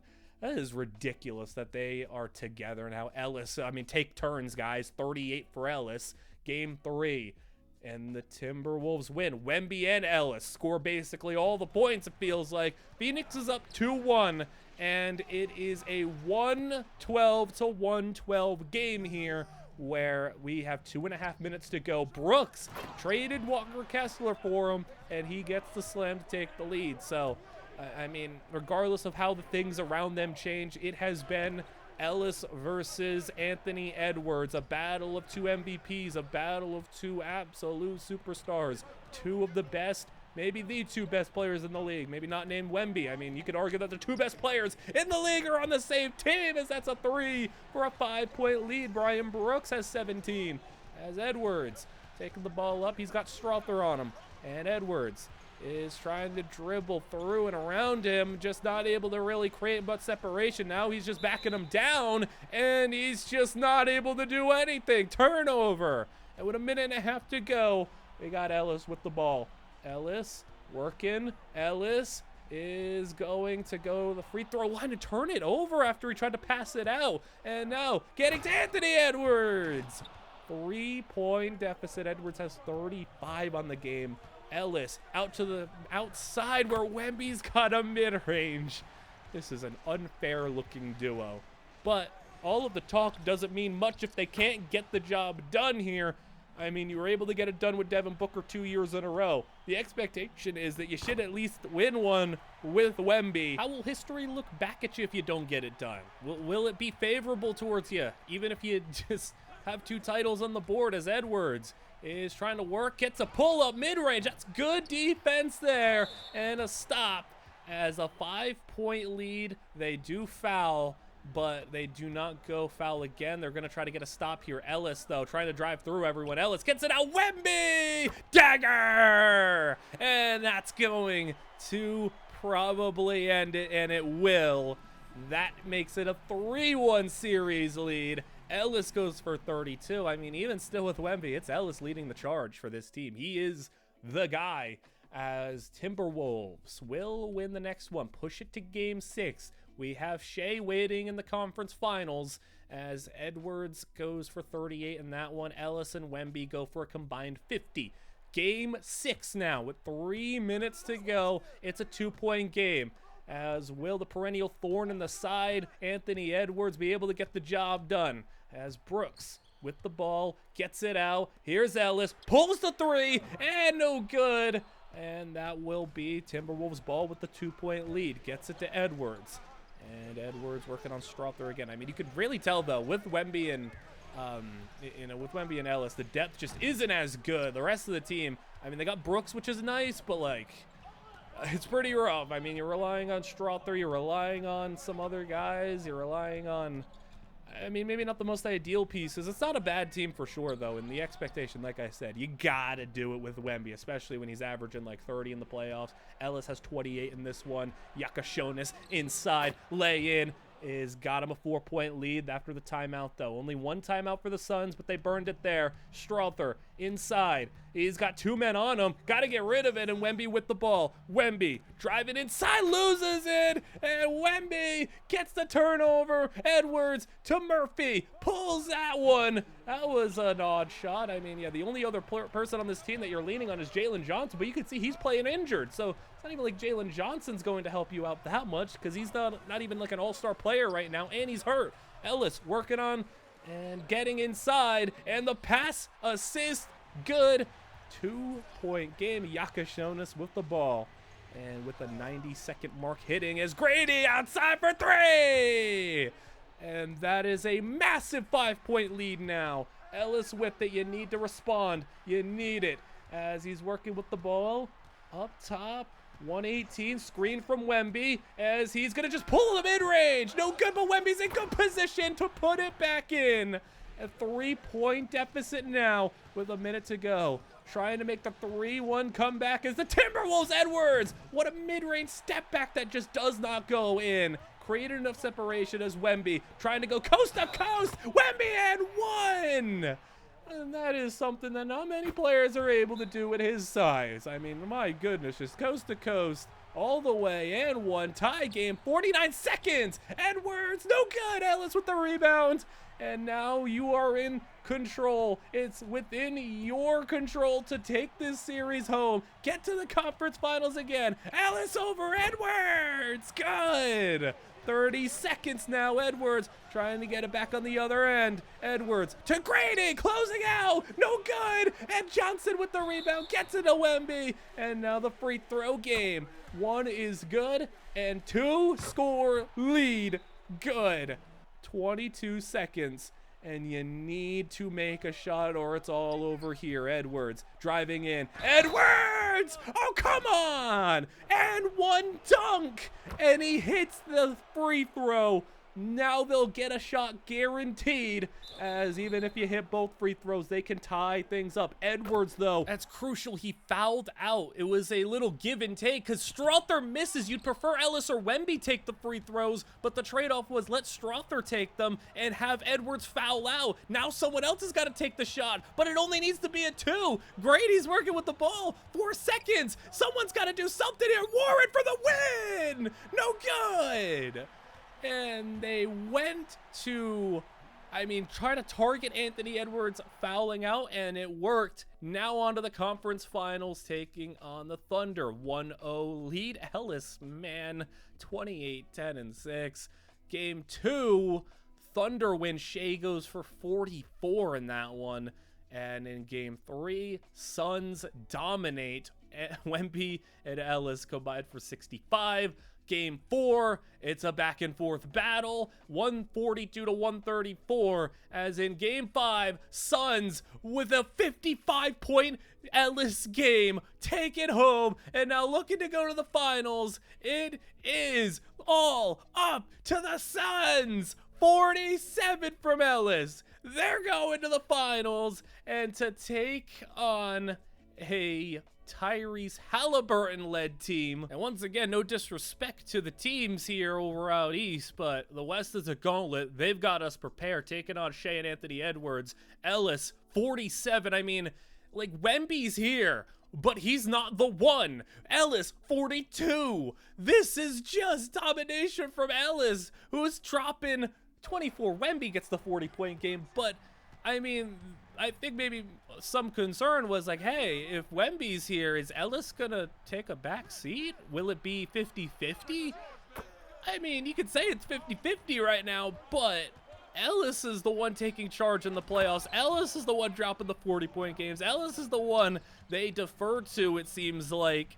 And in a 3-1 series lead, they got Brooks open for 3. He hits that, and a 1-point game. So you have a chance to close this one out in 5 on your home court, or the Pacers can pull this off. Halliburton deep 2.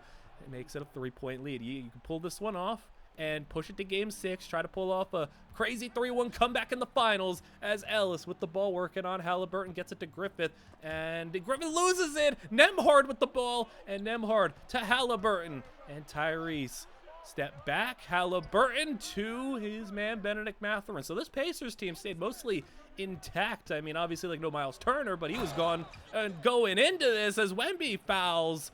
And that will be a now 6-point lead. But yeah, they keep the core of Halliburton. They keep Nembhard. They keep Mathurin. They get some other pieces around them. Ellis with the ball. Halliburton stumbled. And Ellis, you got to react a little bit better than that. But maybe he was even surprised at what he just did to Halliburton. He misses the shot though. Halliburton foul.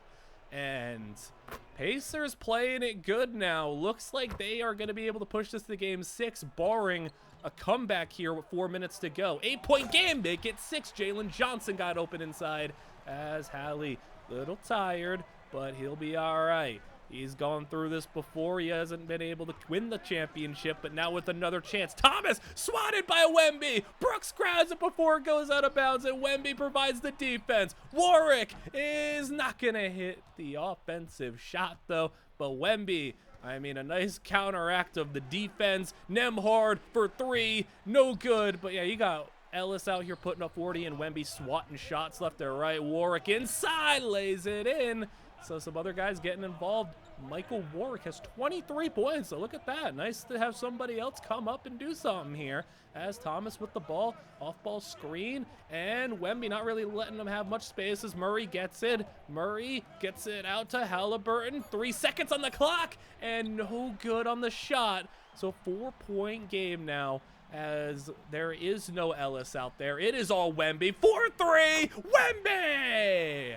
And that is a shot to pull him within one, as it feels like Ellis might have fouled out of this game. I don't know. He's not out there, though.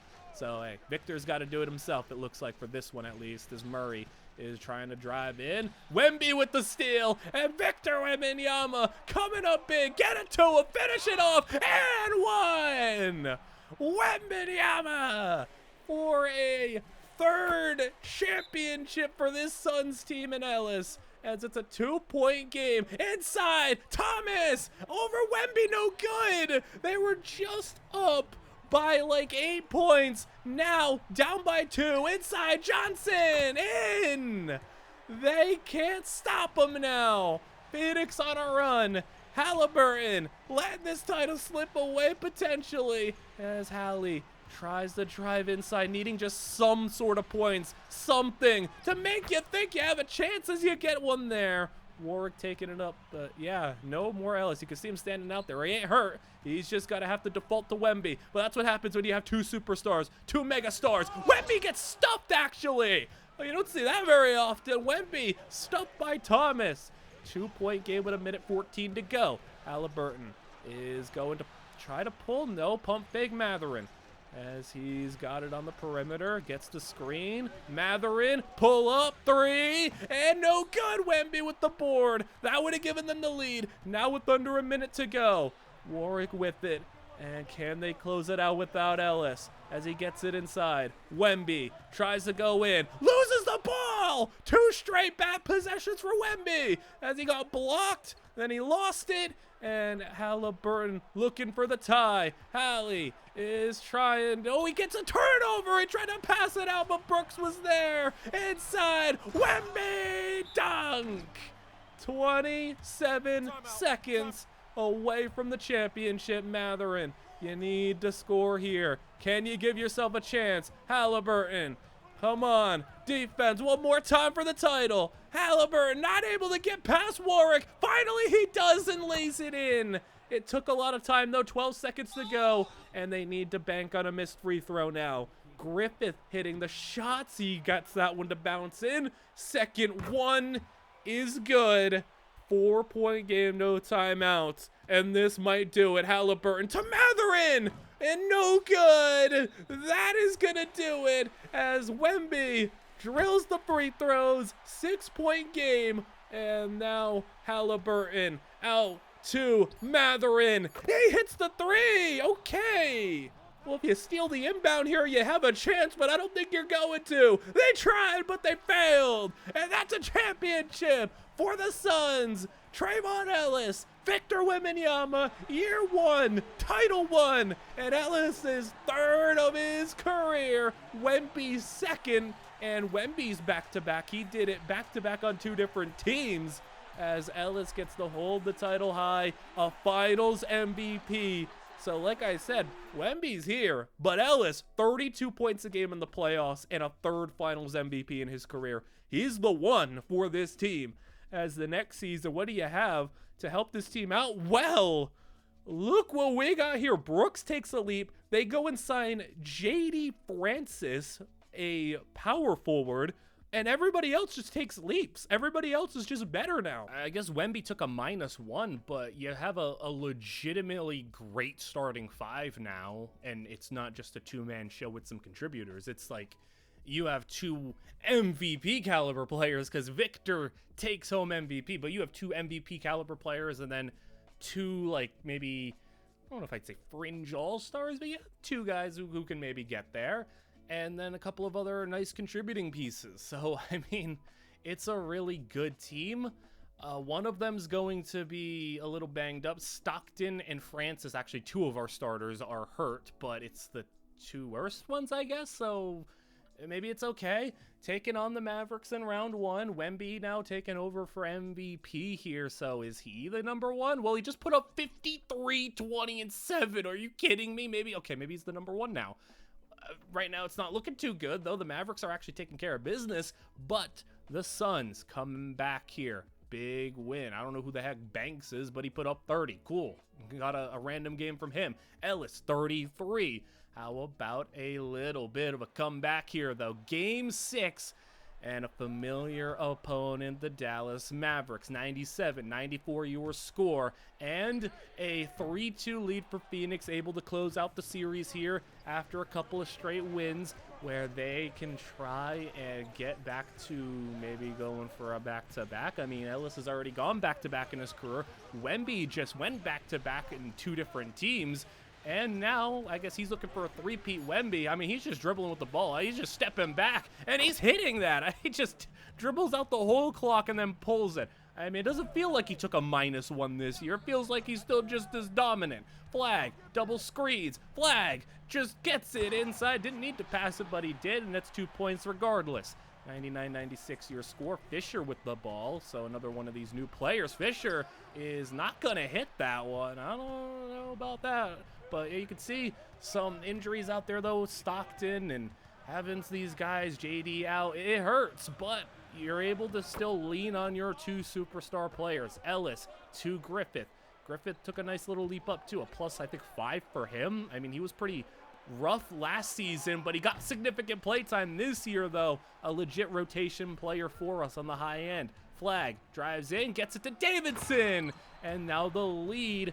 And don't want to go to another Game 7, especially with this Cooper Flag team, as they get it to Wemby. It went for the steal, didn't get it, and Wemby gives us the lead as it's 101-100. Flag back out to Novak, now to Miller, as they get it back to Flag for 3. Cooper Flag gets it in. Hesitated a little bit on the rim, but eventually does go in. It counts the same. Ellis now responding, not with a 3 of his own, misses, couldn't get the rebound, and now the Mavericks get it back with the 2-point lead. They crash inside, get it out to the corner, Miller, and he doesn't hit at the closeout just enough, but they get a foul on the rebound and one. Wemby fouled them, and it's a 5-point Dallas lead, as things are looking like it could be headed to a Game 7, which you'd never want to see, because this team, this Dallas team, through all the years, I mean, who's been more annoying to us? Has it been this team? Has it been the Timberwolves? I don't know, but both teams have been just too much. Just too much to deal with. I mean, we've gotten the better end of them at least, but consistent Cooper Flag and consistent Anthony Edwards. Look at the block from Wemby! All right, huge block as trying to drive in. Brooks with the ball, and Brooks in. 3-point game with 2 minutes to go. As Sykes with it in the corner, gets it to Miller, to Flag now. As Cooper Flag gets it to Novak for 3, no good. And nice job at least to get the rebound here. Don't want to give him too many open shots as Ellis driving in. Wemby couldn't get the ball. The pass was not in a good spot. I mean, if you throw a pass and it's even able to be intercepted when you're throwing high for Wemby, that just wasn't a good pass decision then, as Novak is going to lose the ball. Ellis gets it. Ellis gets the turnover right back, though. So no harm done as he's got it from mid-range at the free throw line. Now stepping back, going back inside, and blowing by for the lay-in. All right, 24 points for Ellis. 1-point game and a closeout. Come on, don't want to give this Mavericks team another chance. Novak, as they are trying to find some space in, but Ellis, I mean, he's never been an all-defensive player, but he swung that ball out of bounds. I mean, like I said, never been an all-defensive player, but he plays pretty good defense. It's Novak for 3. No good. Yeah, he's just, you know, I wouldn't say he's like a minus defender at all, though. He's actually, I'd say, a plus defender. Ellis is going to lay it in again for the lead. And with under a minute to go, you find yourselves on top. And here's the step back from Miller. Got space, but couldn't get it to go. And Wemby with the board. As Senge in, as that's a turnover. Senge getting more playing time due to injury, but he turns it over there, and that's a crucial one. Flag to Sykes. looking for the lead here. 30 seconds to go. Novak is swatted by Wemby. Griffith fouled, but they're going to send Ellis to the line after the inbound. Ellis misses a free throw. This is a 85+% free throw shooter, so missing one there kind of stinks and is not all that often that it happens, but 2-point game, 20 seconds to go. Miller at the top as he's going to get it out. Flag for three! Swatted! Out of bounds! The blocks are coming up big! Can it be enough? Novak for three! No good! 10 seconds to go. Foul with 9. You make both these free throws and you're home for the win. He bounces that one in, and the second one is good. 9 seconds to play, no timeouts for the Mavericks, and you got maybe a miracle 4-point play here. Get it to Sykes. Novak at the buzzer. He hit the three deep, but it's still a 1-point game, and with .4 to go, they couldn't get the ball back, and the series is over for Dallas. Got a little scary at the end, but now you're taking on the Sacramento Kings, who have a 96 overall guard. I mean, he looks pretty dang good, but will it be enough as he actually does get the win? Game 1 victory. Kings up 2-0, and they steal home court from us. We win on their court, though. 2-1 series, and in Game 4, 3-1 Sacramento.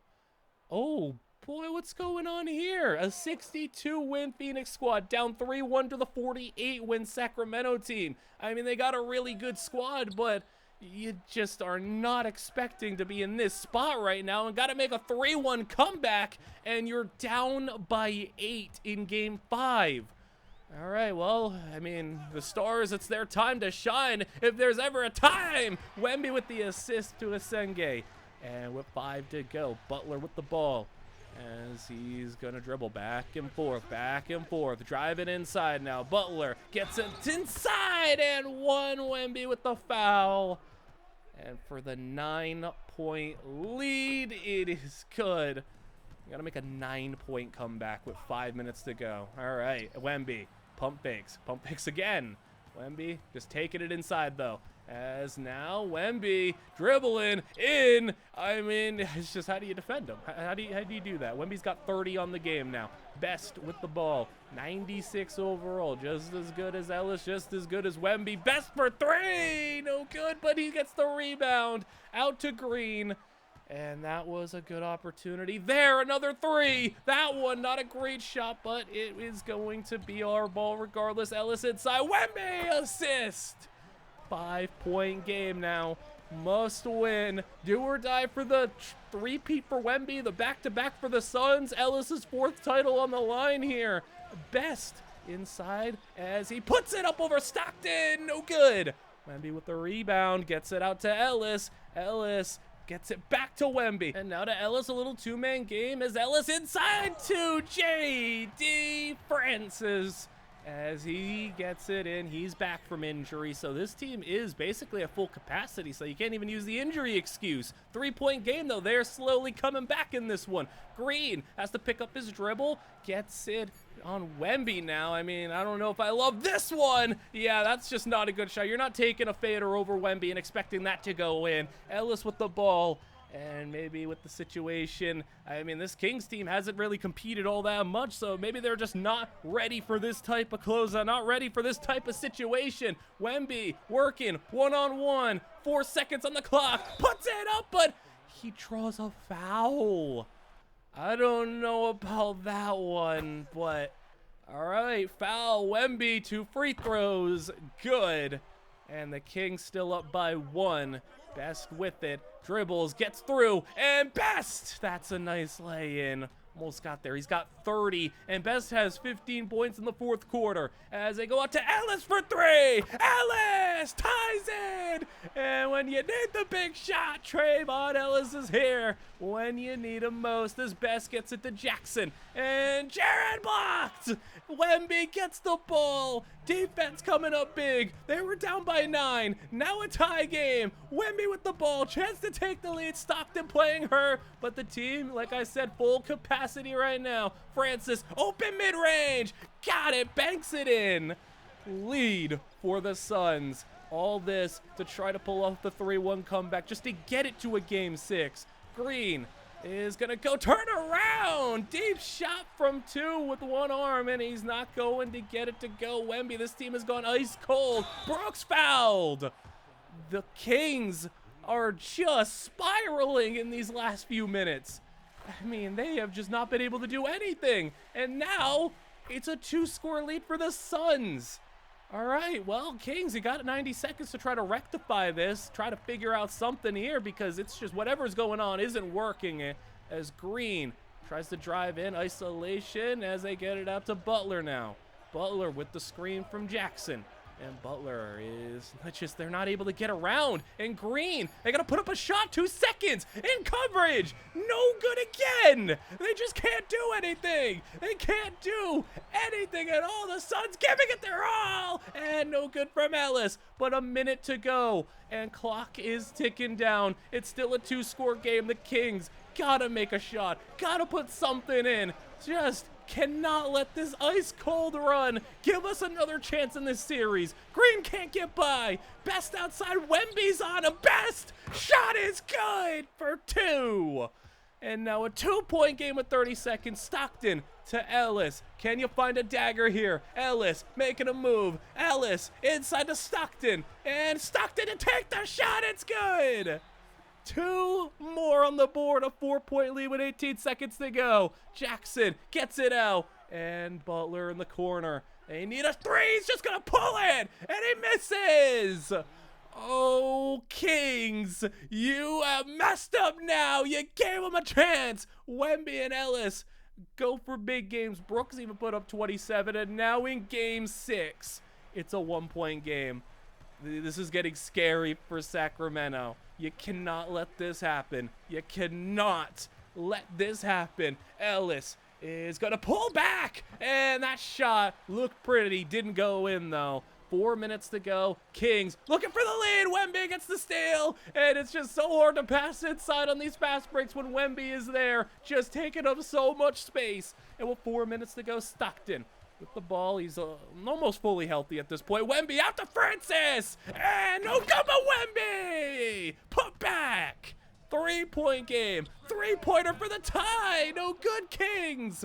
And they might be going cold again. 15 steals and blocks combined for this Suns team. It has been some great plays, mainly by Wemby, as he's got the ball here. Brooks for 3, and he's not going to be able to get that shot that would have been an absolute crusher for the Kings. As looking for game 7, Green misses. This Kings team, they are struggling. They are choking. You have that feeling. Ellis is out to Wemby. Wemby step back mid-range. No good. This is like this Kings team, when it's coming down to the wire, they are just not able to do it right now. Brooks has his 5th foul. That's a reach in. So don't want to see Brooks get fouled out, but still 108 on the board for the Kings. It's a 3-point game. This is very doable, but can they overcome these late game struggles? Almost a turnover, but they get the slam. And that was close. 1-point game though. Wemby spins up and out. Not gonna happen. Kings with the rebound, taking it up the court, looking for the lead, and swatted down. And there we go, another steal. Up to Wemby, back to Ellis, and Ellis to Francis.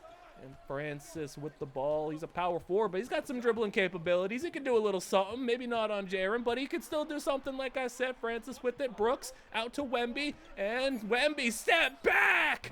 No good. So Wemby's doing a lot on defense, but he's missing some of these shots on offense. And now still a 1-point game. Not a lot of shots going in on either side. Francis in coverage on Jackson. No good. The defenses on both ends coming up big. Francis to Ellis, and Trayvon Ellis. 3-pointers good, and that is the swing that you need to push this to game 7 with a minute 18 to go in a 4-point game. Green to Best. I mean, even their best player in Best isn't playing his best, but that's a nice shot to make it a 1-score game. as Ellis takes it back up, gets that swatted down. They wanted a shot for Wemby on top. Doesn't go in. Butler slams it for the tie with 56 seconds to go. Who do you go to in this situation? Ellis hit the big three. Wemby's been struggling a little bit with some of these shots, but he's played a good game overall, as Wemby's got the ball right now, just up top. Wemby just pulls it, and another miss from mid-range from Wemby. 40 seconds as Wemby shooting-wise is gone. Ice cold green! 3, missed it, it was open! Oh, that is just back-breaking. Francis driving, gets it inside, but it's turned over. Kings taking it back. 20 seconds. Best drives in. Best. Oh, no foul. No foul call. He loses it. Stockton has got the ball with 12 seconds to play to Wemby. As Wemby, 9 seconds. It seems like they might go to him for the shot. Wemby drives in. 3, 2, fouled. They call the foul. And that is crazy. Oh my goodness, if you're a Kings fan. Wemby, 2 for 2. Timeout. I feel like at this point, just go for the win if you're the Kings. Just try to end this nightmare now. He gets it up for the tie. No good. Game 7. Oh my goodness. Game 7 is where we're headed, and in Game 7, Kings go early up in the first quarter, but things start to unravel when you get to the second half, as they've done. 10-point lead and more. Suns are going to make the comeback down 3-1 and win it by double digits. That is just heartbreaking. And look who's back for yet another round. Timberwolves, we take the 1-0 lead. Minnesota up and takes it 1-1. Ellis puts up 54 in a loss as the Timberwolves up 2-1. Ellis for 33. Timberwolves looking close here for 3-1 or 2-2. It's back and forth. We're slowing it down a little bit. This one's worth just slow rolling, but it's 3-1 again. All right, well, they were down this road before. The difference is the Kings weren't ready for the moment. They weren't a team in that situation before. This time around, you're taking on a team in the Timberwolves that's been here, done that, MVP, talented squad, and has gone head-to-head with us before as Edwards steps back and switches that one. 1:22 to go, down by 2, looking to push it to game 6 as Ellis drives in. Ellis outside. Stockton, nice grab on that pass as Ellis is going to go around and back to Stockton, and he's missing that. I feel like Ellis could have just drove in and taken that one. I think he had a good chance at it, but Edwards now looking for the 2-score lead with under a minute to go. Edwards tries to put it up. Edwards fouled. And Brooks gets it. And Edwards now 2 free throws. It's 1 good, and for the 2-score lead, 2 for 2. This might be it for the Suns. 1-3-1 comeback was cool and all, but I don't know about another one. Brooks outside for Francis. Can you get someone to hit the big shot? Francis is going to drive in, and it's swatted out, but they call a foul. Refs have been calling an interesting playoff so far, I will say that. That's all I'll really say on that, as it's a 2-point game. 37 seconds to go, so you can get another possession if you're the Suns. You just got to make sure you don't allow anything here. Edwards going to look for that dagger shot here as he's working one-on-one on Brooks. Edwards, 8 seconds on the clock. Edwards pulls it up. Nice coverage there. He missed it. Oh, my goodness. All right, Wemby out to Ellis. Does he have some big shot in him? It's going to be Ellis. Step back. Ellis! Oh, he's got it! What a shot for the tie. 5 seconds to play. Edwards, we could be going to overtime. Edwards for the win! And it's no good, but he puts it back. But the problem is, it ran out of time. They ran out of time. The putback dunk was at the buzzer. And now we're in overtime for the series to continue a little bit longer. The Suns not done yet. Another foul in overtime. Ellis to the line. 1 good, 2 good, and a 2-point lead Under 4 to go. Yakashonis has got it out as now Wemby in the coverage. Wemby swats in. Francis with the ball. And now up. Brooks has got it back to Francis. Now is going to do some work here on Jalen Johnson. Hey, a former player of ours. Jalen Johnson is still winding out his career in the league as Ellis is going to get a screen from Wemby. Ellis hands it to Wemby, and he gets that in. I mean, just couldn't even get a hand on that. Not much you could do there. Yakashonis inside. Grady out to Edwards as he gets it back to Grady, who is covered by Stockton. And, I mean, you got somebody standing out of bounds there. Wemby's not having to do much there as he almost loses it. Yakashonis now has to pick up his dribble. 2 seconds, got to put it up, and he gets it in. That's an impressive job to make a best out of that situation as now Ellis, 2-point lead with under 3 to go. Ellis driving. Ellis, oh, he slipped a little. Okay, Yakashonis still recovering well. And another foul. Oh, my goodness. Another foul. Ellis. He's got the free throws. They're good. I feel like there'd be some outrage online for this game. Yakashonis, the Grady 4-point deficit as he gets it out. And off the off-ball screen, Grady with the ball back to Yakashonis as he loses the ball. Edwards didn't even touch it on that possession, and it doesn't go well. Inside Francis! 6-point lead with 2.5 to go in this series. Will it actually extend? Do they have a real chance to make this comeback? Edwards and 1. And there you go. You get the call, Minnesota. And the and 1 free throw good. With just 2 minutes to go, though. Who's he going to be? Will it be the rest to help him out a little bit? Ellis got takeover here, so hey, he can pull something crazy if he wants to. Ellis, he's got a screen, pulls it up, and no good, but Wemby gets the board and puts it back up. I mean, even when you get him to miss, Ellis or Wemby, I mean, Wemby's just there to grab it as Yakashonis. I think Grady had a shot there. He didn't need the extra pass. Instead, Edwards will take the 3, and he misses with 90 seconds to play. Oh boy, Timberwolves are going to be fuming after this loss if they have this not go their way. Ellis driving in, and no foul, but he makes it. A 7-point game with 1:15 to go. Edwards driving in, and a foul on Wemby. So still, though, just 2 points here. If you make them both, it's still going to be in a rough spot. He makes them, but a 5-point game. As Stockton takes the inbound and will take it up the court. Stockton is getting a screen as he'll go and try to make this play all himself. And okay, Stockton, I won't question it. He does his thing, and that could be it, really. I mean, under a minute now in a 7-point game. As Anthony Edwards got some magic for us as Edwards spinning in. Edwards lays it in.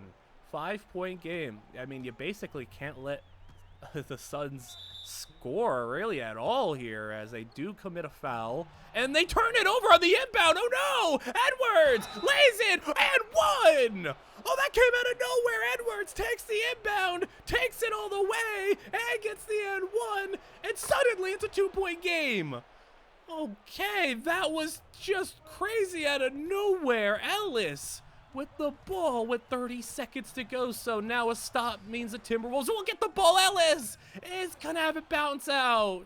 And now, can the Timberwolves pull this one off? That'd be a crazy comeback with a minute to go as Johnson inside. Johnson fading. That's a nice shot in a tie game with 16 seconds to go.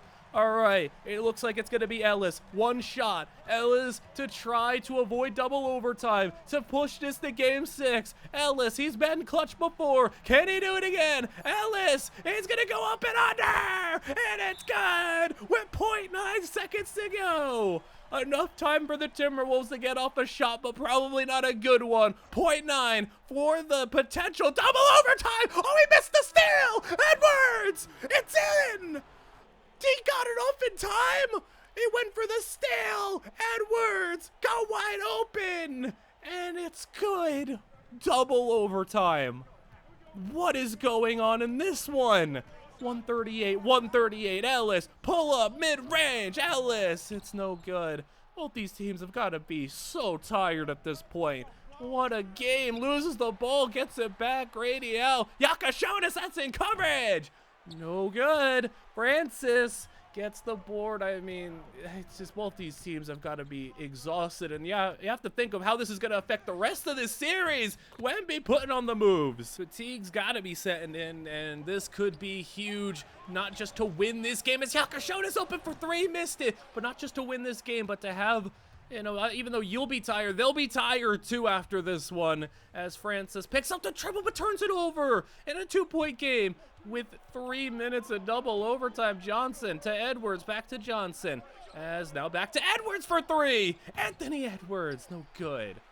I mean, this has just been a wild one. And all this, could it even end up mattering at all? I mean, this is all just to go to game 6. This is all just to pull off another 3-1. Stockton to Francis as he's got it to Stockton, taking a step from 3 as that was a little behind the line. Still makeable though, but no good. As now out to Grady. 2.5 to go. Yakashona's open, and it feels like no one can hit a shot right now. They are exhausted. As Stockton inside Francis, he can hit a dunk, and that's a 4-point lead. I mean, yeah, these jumpers, they're not falling for really any side right now. It's just, I have to imagine that no one's got the energy to do it. Edwards still trying to put on the moves. Edwards in coverage there. That's a tough shot. I don't even think if he was fully energized, he was going to be able to hit that one. Francis with under 2 minutes to go. And he's come up pretty big in some moments here as Ellis takes the ball back. Wemby screen. Ellis is going to go inside. Wemby gets it swatted away. And that's a nice steal. Yakashonas pulls it up. And they got a 2 there. 2-point game. Please no triple overtime. This has been an insane game. Screen. Stockton is going to get it outside. Ellis with the ball. And Ellis is going to go up and get it to Wemby for 3. No good. That was, I mean, maybe the shot. If he hit that one, a 3 in these circumstances, that might have been enough, as Edwards is going to have it in tie game with 1:10 in double overtime. Ellis is trying to put on the moves here. Ellis, step to the side, and he knocks that one in. What a nice shot.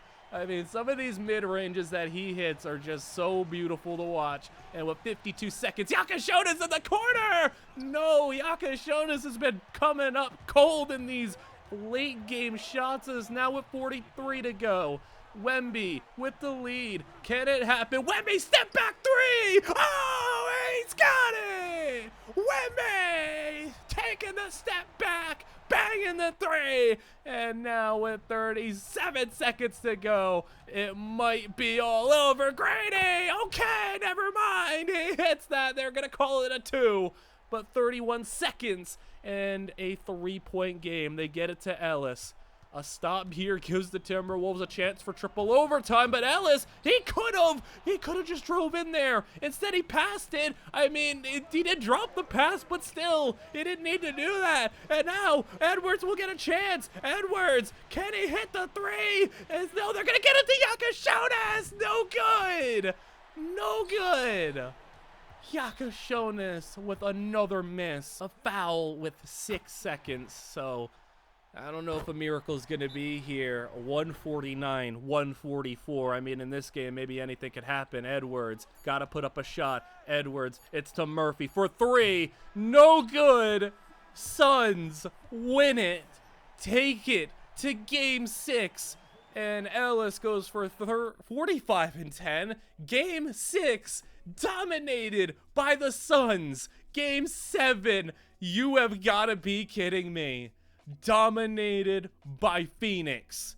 They're on to the finals. 2 3-1 comebacks in 1 year in back-to-back rounds. Are you kidding me? And that double overtime game ended up being everything.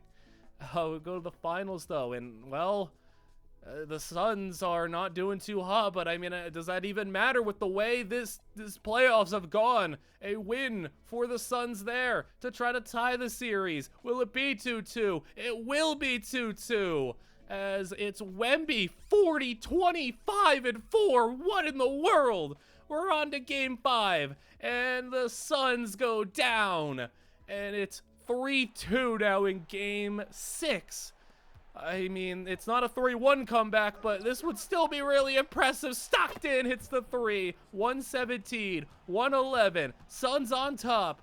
And for another series comeback in this one to win another championship, to get their second together, to get their fourth for Ellis, to get Wemby third in a row. Wemby with the rebound up top, and it's picked by Wagner.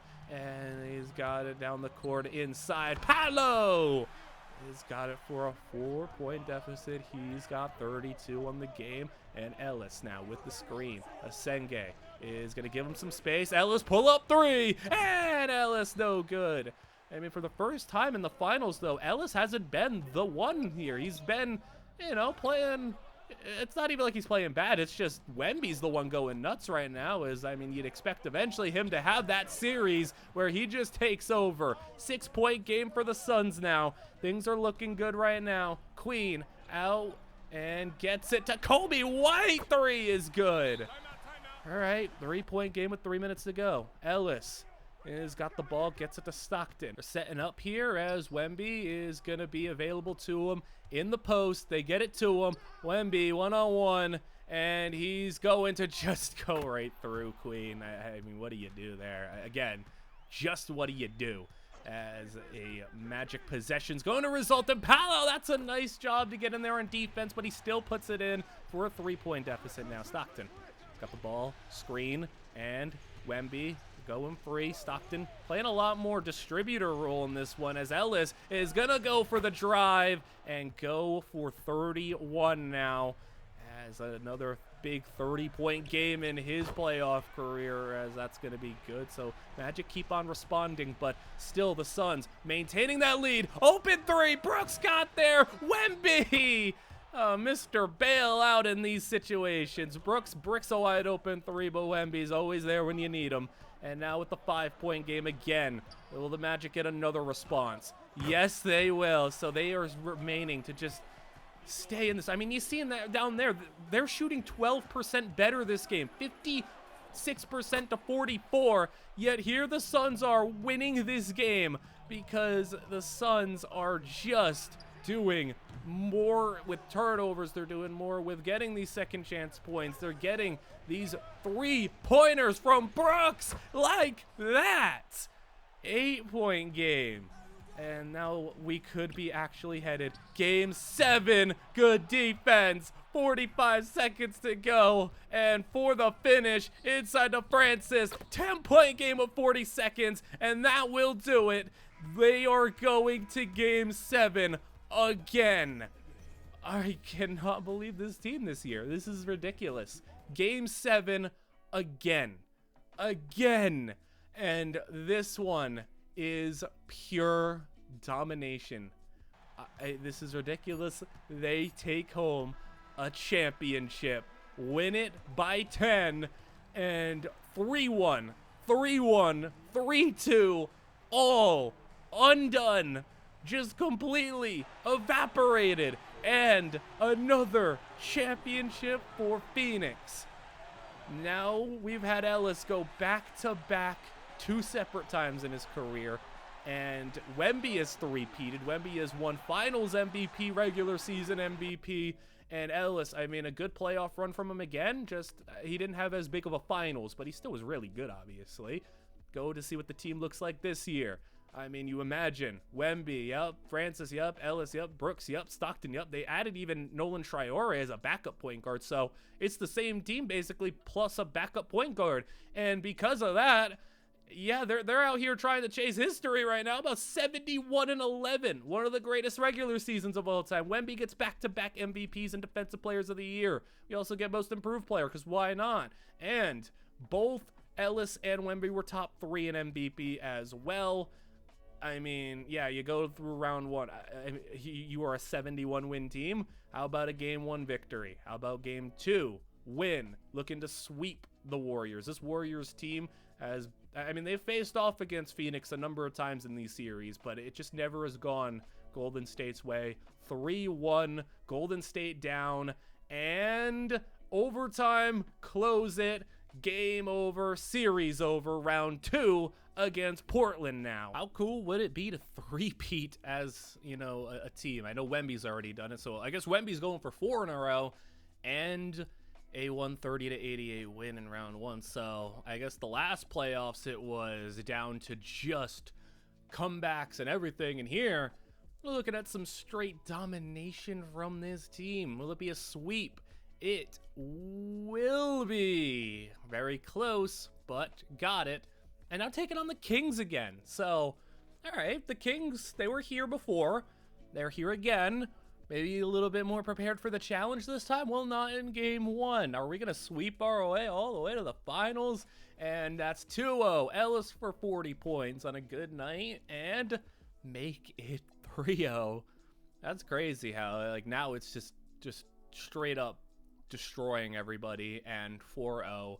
So a just steamroll to the championship where they lose 1 game and now take on the Knicks in the finals. This is not the same Knicks team that this team played many years ago. This is a very different Knicks team. But will it be a championship? Regardless, 1-0 Suns, 2-0 Suns. Are we serious right now? Is it just going to be the most dominant playoff run in history? That's 3-0. What box does this team have not checked yet? Like, do we have a dominant run? We have a comeback run. We have, you know, one wins MVP, the other wins MVP, and a sweep in the finals. 16-1 in the playoffs. The only loss being in the first round. That's crazy. I mean, I guess not every season could be 3-1 comebacks, and some are going to be a little anticlimactic, but still, welcome back to the finals MVPs. For Trayvon Ellis, he has his 5th title, his 4th finals MVP, and the team, Ellis, Wemby, Francis Brooks, and Stockton is hurt, and a couple of other things, but like this team is still out here rolling. 60 wins, Wemby MVP again. I mean, Wemby does it in the regular season, but hey, when it comes playoff time, I mean, Ellis has the 2 finals MVPs. He's the one getting it done there. So, yeah, I mean, Ellis, though, doesn't make All-NBA. He actually, for the first time in his career, like, misses substantial time. He missed 30 games. He's here for the playoffs, though. He's all good. Round 1 against the Thunder, and a continued level of success, it looks like, as some more wins. And you could see, I was kind of curious. I seen Jalen Williams on this team. Why did this team trade a better, younger player for Jalen Williams? I mean, hey, Jalen Williams is cool, but like by this point, he's old as heck. All right, well, taking care of business in round 1 with ease. Now in the second round, Wemby taking on the Spurs is out for the season. That's ridiculous. So Wemby is going to be out, and an ankle sprain means it's just up to Ellis, who puts up a 30-point triple-double and is having some clear struggles without the second best player on the team just being a big void, a big hole in this roster. It's 2-2, make it 3-2 Spurs after the end of this one. And Ellis, yeah, he didn't have a great game, but man, it's a whole different story when you're missing Wemby. And yeah, 4-2, the three-peat is over. It is time to maybe move on, I guess. Ellis does not, I mean, that is probably his worst playoffs. It's still not even awful, but it's probably his worst playoffs. I mean, it happens. It's just, yeah, I mean, I'm not going to fault him too much as Ellis. Hey, well, that's one way to bounce back. You go down 3 overalls, you maybe are thinking, hey, is it over for you guys? No, Ellis wins MVP for the second time in his career. Wemby comes second. Both of them first-team All-NBA. Both of them have found themselves back in contention. And look at Ellis putting up a 66-point game in the regular season. Just wanted to show that off to you guys. But here, game 1 in the first round, Lakers take game 1, and Ellis puts up 47 in game 2 to take it there. Game 3, it is Ellis, 35, wins it. Game 4, Lakers win it. All right, 2-2 against a first-round opponent, 3-2, and for the series to be over, Lakers steal it at the end. Ellis's 40 wasn't enough, but in this one, I was taking it slow, maybe seeing if it was worth hopping into. It's like right on that fringe, but the Lakers just aren't able to pull within enough to make it worthwhile. Suns pull away and a dominant win at the end. Ellis, a nice series overall, and they take on Portland in the next round, where we don't have an injury excuse this time. It's not like Wemby's gonna be hurt, it seems like, and it's just not clicking right now. We need them to lock in. Portland keeping it close, not able to win it there. 1-1. Ellis is kind of going off right now. 2-1 is the advantage, and Ellis puts up 48. Wemby, awful game, and now big game here to tie it up. Look at that, are you kidding me? 67 from Ellis. And I mean, it would have broken the record if Anthony Edwards didn't get 72 in a playoff game, but he just surpassed any game Michael Jordan ever had in the playoffs scoring wise, and it still might not be enough here because the Blazers are pushing this one. It's 3-2. Ellis put up 54 again. It's another crazy game. Wemby isn't even doing good. It feels like it's just Ellis out there. 67 and 54 back-to-back. Ellis!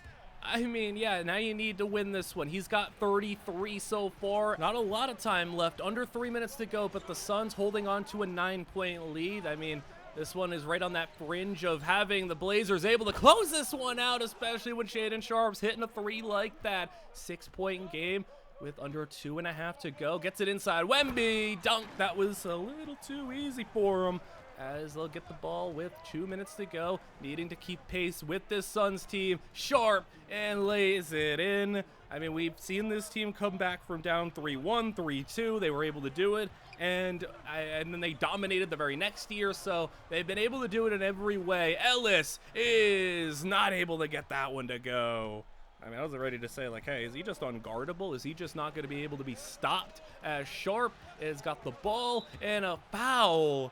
Francis is going to get it, and now 1:30 to go. Sharpe gets it out, and they're going to pull up a mid-range, no good. 90 seconds to play. Try to get this to a game 7. Francis is driving in, gets it out. Gregory with the ball, as he'll get it to Williams, and J-Dub. He's really old at this point. He's not even all that great. He's just a role player at this point, but hey, that's a free layup. He'll take that one. 8-point game. And a minute to go. So this one very well could be going to game 7 unless they collapse here in this final minute. Sharpe inside. Jalen Duren and one. That's kind of what you want to avoid. But they do miss the free throw. And with 6 points up and 50 seconds to go, Wemby, coast to coast, just tries to pull up the mid-range and doesn't hit it. So you gave them, it didn't take a lot of time on that possession. So 40 seconds to go. Now they score here is where it starts to get really scary. Sharpe is going to go outside, and I mean, especially if they get a 3 here, and he's going to go for it. 3! No way. 26 seconds. Ellis is dribbling the ball. He's going to just slow things down, take his time. I mean, even if you give him a shot at a 3 to tie it, it's still low odds. But Ellis, can he hit the game ender here? He has been unbelievable in this series. Insane. Ellis has got it. Dave shot. No good, but it only leaves them 3 seconds. They're going to take it. A long shot. No good. Game 7 now. I don't think the Blazers did a good job at the end of that one, but regardless, we'll take that if you're the Suns.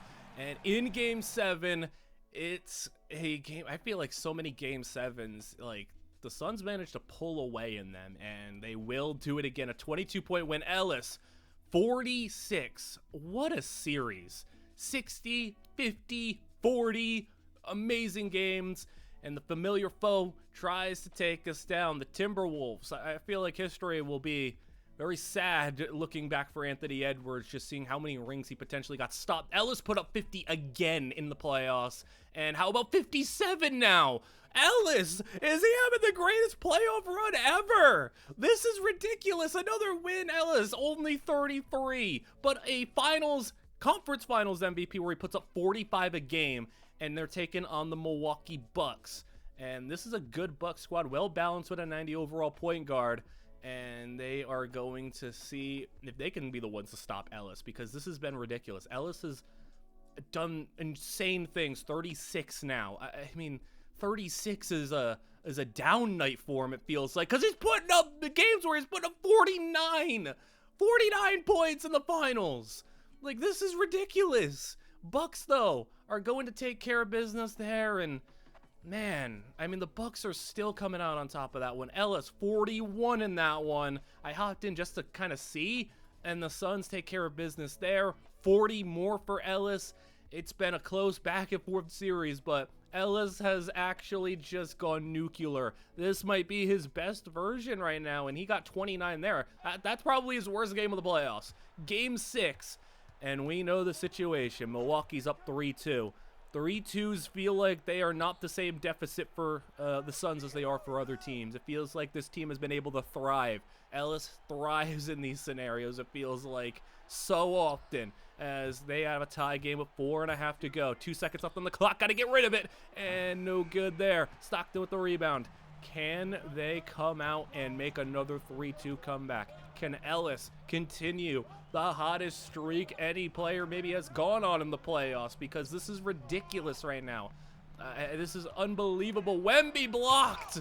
And Wemby, can he figure things out here? He's been cool and all, but he hasn't been the same Wemby. He hasn't been the dominant player. He's just been regular good, just not elite in these playoffs so far. As he's got to have the screen. Palmer gets it out. McCormick open mid-range. No good. Ellis with the rebound. And Ellis taking it up the court. Who's he going to find? Is he going to just take it himself? He'll stop at the three-point line. Get it out to Williams. Jado misses. And still at 92 apiece. Gets it to Palmer. Deep mid-range. Got it for 2. Ellis back up the court now. Needing the win here if he wants to get championship number 6. I think another key part of this is, hey, he's not lost the championship either. Ellis, open. And Ellis hits it. He's not lost the title yet. He's 5-0 in the finals. So if he wins this one, how about a little Michael Jordan 6-0 matching there? I mean, something you probably wouldn't have thought could happen again as Wemby blocks it. As, I mean, to win 6 championships is hard enough. To go 6-0 feels impossible, especially in a very short span of time. I mean, this would be 6-0 in like a 9-year span, a 10-year span, as Gregory off the dribble misses, and a 2-point lead for the Suns gets it to Stockton. And Stockton with 2:30 to go gets it to J-Dub, and they have Ellis just sitting in the corner. Will they find him? Or will J-Dub take it himself? No, he loses the ball. J-Dub loses it. Randall, no one to contest him there, and he takes it for the tie. Just lean on Ellis. Let him be the one to cap this thing off the way he's played in the playoffs. Instead, Wemby draws a foul. All right, I mean, you'll take that regardless, as the 2 is good. And they'll have a 2-point lead after the free throws. Gregory is their best player here for the Bucks, and he is playing a little banged up. As Randall, that's not a good shot. No good there. Wemby with the rebound.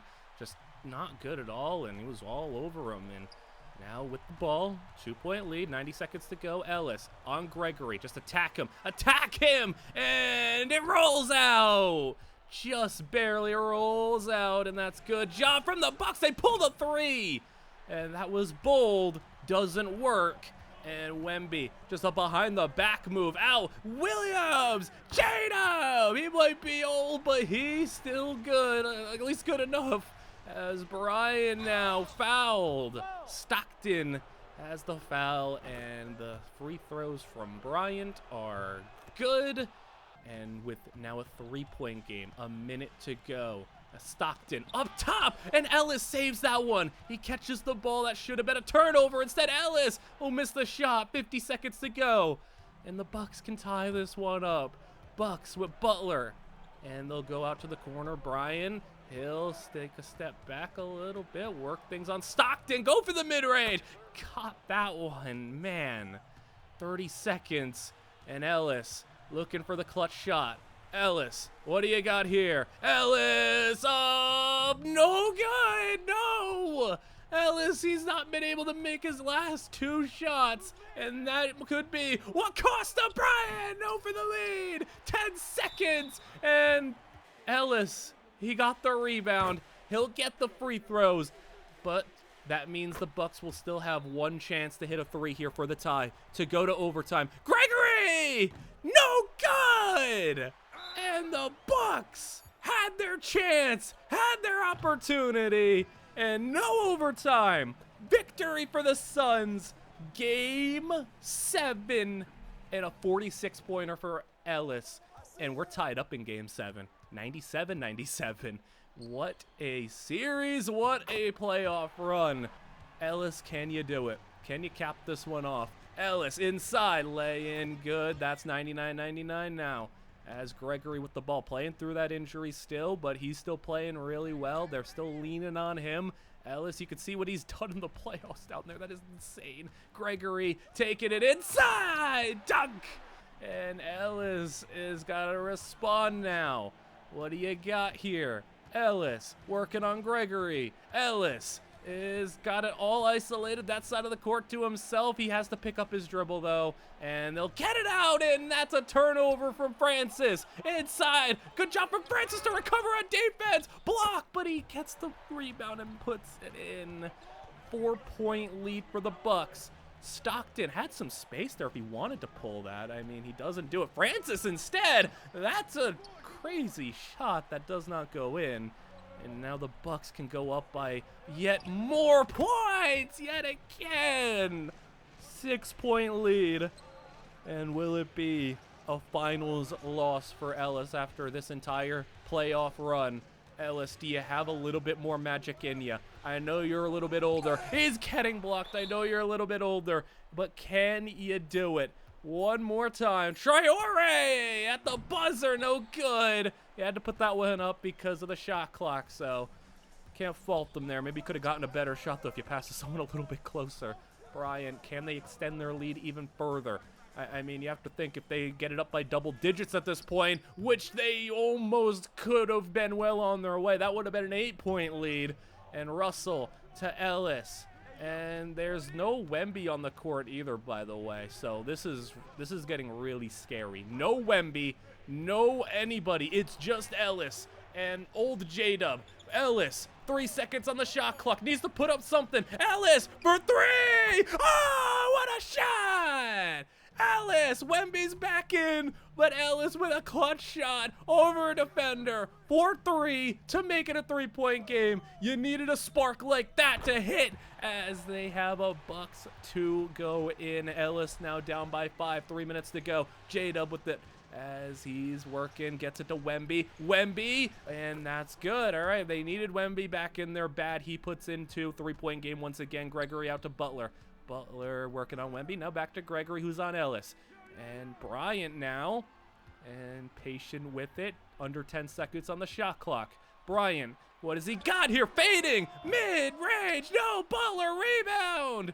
Gregory, that's so brutal. You needed to grab that rebound. Now they get another chance at it. Gregory for 3! No, it's not happening. He had his chance. Instead, Ellis on the other end. He passes it off to Wemby. I mean, I guess it's easier to give it to a 7'5" guy to shoot it over everybody, as it's a 1-point game. 2 minutes to go. Game 7 of the finals. Gregory with the ball. Gets it to Butler. And that's good defense from Ellis. And he gets the rebound. Ellis playing defense. Gets it down court. Stockton driving. Takes a stop. Back to Ellis. 1:40 to go. Working on Gregory. Spins. Not able to get around him. Gregory's a really good player. Really good defender. And Gregory, he's going to try. And he gets to stop. And even though he's injured, he's still playing tough there. Brian, 1-point lead for the Bucks still. And can they get that 2-score lead back? It'd have to be a 3-pointer, but it'd be huge if they could. Brian, is he going to take it? That's deep. That's fading. That's no good, but Butler grabs the rebound. Wemby block. And they get it again. Bucks still with the ball. 2 offensive rebounds there. Brian for 3. Another chance. No good. And the defense for the Suns did a great job managing to stop him 3 times there. Wemby, that's the lead. Phoenix leads. And a 1-point game. Bucks use a timeout, 52 seconds. They got 1 timeout, Suns got 2. And with a 1-point game, Brian pulls it mid-range. It bounces out. Francis rebound. And with 40 seconds, it could be a 6th title. And they get it to Ellis. What has Ellis got? He goes to Wemby, and it's in. 3-point game. Wemby coming up big. 30 seconds to go. Bucks need a 3 for the tie, a 2 to keep their hopes alive potentially. 20 seconds, Bryant, 3, not happening. Foul, and Wemby goes to the line. That's 1, 2 score lead now, and there's 2. As with 16 seconds to go, the title is slipping away from the Bucks. Gregory to Randall, gotta pull a shot. He won't. He's gonna get it to 3. Gregory, gotta hit it. It's off, and the championship is going back to Phoenix. That is number 6 for Ellis, and 6-0. And that's number 5 for Wemby, 5-0 for him. And another incredible championship season. This one, though, felt a little bit different for Ellis. 37 on the game, and what could be going down as an all-time great championship run for Trayvon Ellis, 39.7 a game. He basically averaged 41 in the playoffs, shooting 55, 45, 85. And, you know, I had to do a little research on that because that was insane. So, technically, it's not the most points per game in a playoff run in history. But I still count it just off the fact that the only person who did more, Michael Jordan, had 43 early in his career. But it was only in 3 games. So, 43 a game in 3 games versus 41 a game in 22 games. I mean, yes, technically not the highest scoring average per game, but I'd say like minimum 2 series. He at least made it out of the first round. He made it all the way to the championship. So I think that's the greatest scoring series or greatest scoring championship run, playoff run, whatever you want to call it, ever. So it's just insane that he was able to do that. But I mean, now with the title to defend again, a team that's older, a little bit more worse, regression's kicking in, but still the Suns persist. They still go on. 38 from Ellis. But the Warriors coming out here, putting up a fight, and a win for the Suns here in that one to push things to Game 7, where the Warriors actually take care of business. So, I know that's really sudden, but hey, I mean, things change quickly when your team is that old and your team is regressing. Ellis ends up with 29 or 28 and a half a game, but you could see here, I mean, Wemby's going down, Ellis is going down, Francis is going down. They've lost some other players. Obviously, J-Dub retired. Like, the team is slipping, but a nice season here, you know, one of the top seeds. And even though at 91 overall, Ellis is, you know, still just a first-team All-NBA player. He's still, like, up there. He's still doing his thing. But, yeah, I mean, the career is obviously winding down here. Jazz, can you go and try to make one more finals run? Can you go ahead and go all the way here? Jazz take the first game. And in round 1, will it be another round 1 exit? No Suns so far. 1-1. Can you go out here and, I don't know, I don't want to say go out sad here, like avoid that, because, I mean, can it really be called going out sad if you have like 4 championships under your resume with Wemby? You two, you know, doing your thing and doing what you were able to do, win that many MVPs. Ellis drops 59 in that playoff game.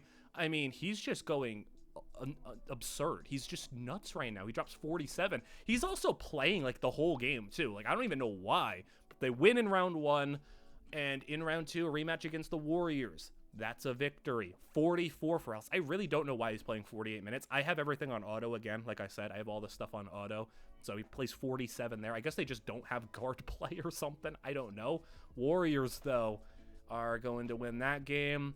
Home for the Warriors. Another win. And Suns keep it going. A 1-point victory. 37-14 for Ellis. 9 assists. Almost a triple-double there. And the Suns, another victory. 47 for Ellis. Game 7 now. We're in overtime in Game 7 here. I skipped ahead. It was a very low-scoring, very uninteresting fourth quarter where neither team was able to make a shot to save their life. Went to overtime here, and now here we are, 91-91 in this situation here where Ellis, can he, late in his career, late in Wemby's career, I mean, this could be it for Wemby. Ellis hits the 3! This could be it for Wemby for sure. Maybe even for Ellis, though, depending on how long he wants to play. As Fears for 3, and no good. But, like, this, like I said, could be it. Chasing title number 7 is Ellis, and that would, I mean, I don't know. We'll have a lot of stats and a lot of stuff to cover at the end of this video, where I did some deep digging and some research, some statistics, some some stat tracking for you guys. And we'll see if he belongs in like the GOAT conversation. We'll have that conversation as Ellis. That's another 3. He's got 46 in this game and 2 threes right there in overtime. It's a 4-point game. Pull up mid-range. Good, and back to a 2-pointer. 3 minutes to go. I mean, you can see 43% to 40%. Both these teams just not hitting all their shots. But Ellis, another 3. He's carrying the team. 3 threes in overtime. 5-point lead. And Ellis looking for 50 on the game. Holland fouled on his 3. And that is a crucial mistake to make there, as Holland will hit first, hit second, and for his third will go up, and it bounces, goes in. But yeah, we have Ellis on like 50-point watch right now. I mean, like some of these scoring outputs that he's put up as James, he hits a 3. Okay, everybody getting involved now. 3-point party here as the shots are falling for them now. Maybe it wasn't in the fourth quarter, but now it is. That was almost a turnover. Fears dropped it. Holland keeps it, and they have it on Stockton's screen set up. Pulls the shot. Good. All right. That's for 2. And Wemby to James. James playing injured. Stockton with the ball. Gets the screen. And they have Stockton all by himself. Now get that thing to Ellis. I want to see him go for that 50. James with the ball. He's going to back down, put up the shot. No good there. Warriors 3-point game. Trying to, you know, even though they beat them last year, I feel like still trying to get a little revenge for all the times the Suns just bounced them in the first round, it feels like. I don't remember wrong, but I just remember the Warriors going down the first round of the Suns a lot as Thomas in the paint. 4 seconds. Fouled. And Wemby fouled out. 15 points. I mean, Wemby's really kind of, you know, not performed all that well in the playoffs these last couple of seasons. As Russell with the rebound, they missed both free throws, which is crazy. Russell, though, yeah, it's all up to Ellis and crew. As Ellis, another 3, and this one finally misses. So no 4th 3 of the overtime period for Ellis as they go Fears for the tie, and Fears! 60 seconds to go, and Ellis trying to drive. Ellis picks up the dribble, gets it out to Francis, and gets out. That was almost a steal. Ellis, 8 seconds, and he's got a little bit of difficulty there. Turnover. That was some difficulty trying to get past Fears, and now taking it all the way. Warriors lead with 41 seconds, and as soon as Wemby goes out, things go a little south. You know, it's not easy to replace that type of player when you are in that situation. Ellis, no good. Put up the 3, couldn't hit it. 30 seconds now, and the Warriors could knock him out for the lead for 2 scores. No good, but he gets the rebound and back out to him. Looking for that 2-score lead again. 20 seconds, and they will get another possession, but will it be with a 1-score deficit? 3, 2, up top. No good. Okay. Warriors will have to stop him one time. Ellis to Stockton. It should be Ellis taking the shot. And right now, Stockton to Ellis. Here they go. 2, 1. It's no good. And the shot at the buzzer, no good. Ellis goes for 49, though. I mean, she tried. He upped his points per game to 37 in the playoffs. Are we serious? Yeah, but Wemby's 37. He's 34. Ellis is under a 90 now. The depth is pretty poor. They finished below 500. And we kind of are at that point where we're approaching the final stretch here. And even though he's still an all-NBA second-team player, they are a 9th seed play-in team with Wemby and Francis hurt. Dislocated patella for Wemby. Yeah, like, there's just no chance. No Wemby. Your second and third best player are gone, basically, if you're Ellis. And he put up 30 in the playoff game there. But on the season, down to 22 a game, and Wemby retires. So I don't think you're going to be able to free up that money from a legend retiring and sign a bunch of players. Wemby gets 10 Defensive Players of the Year. Ellis, 35 years old, 87 overall. This team isn't good anymore. It's just straight up not a good team. They do actually, though, get a winning record, 43-39. I mean, I guess if you are Ellis, you could say, hey, let me go and chase a ring. He actually finished second in MVP, which is pretty crazy. But yeah, out in the play-in.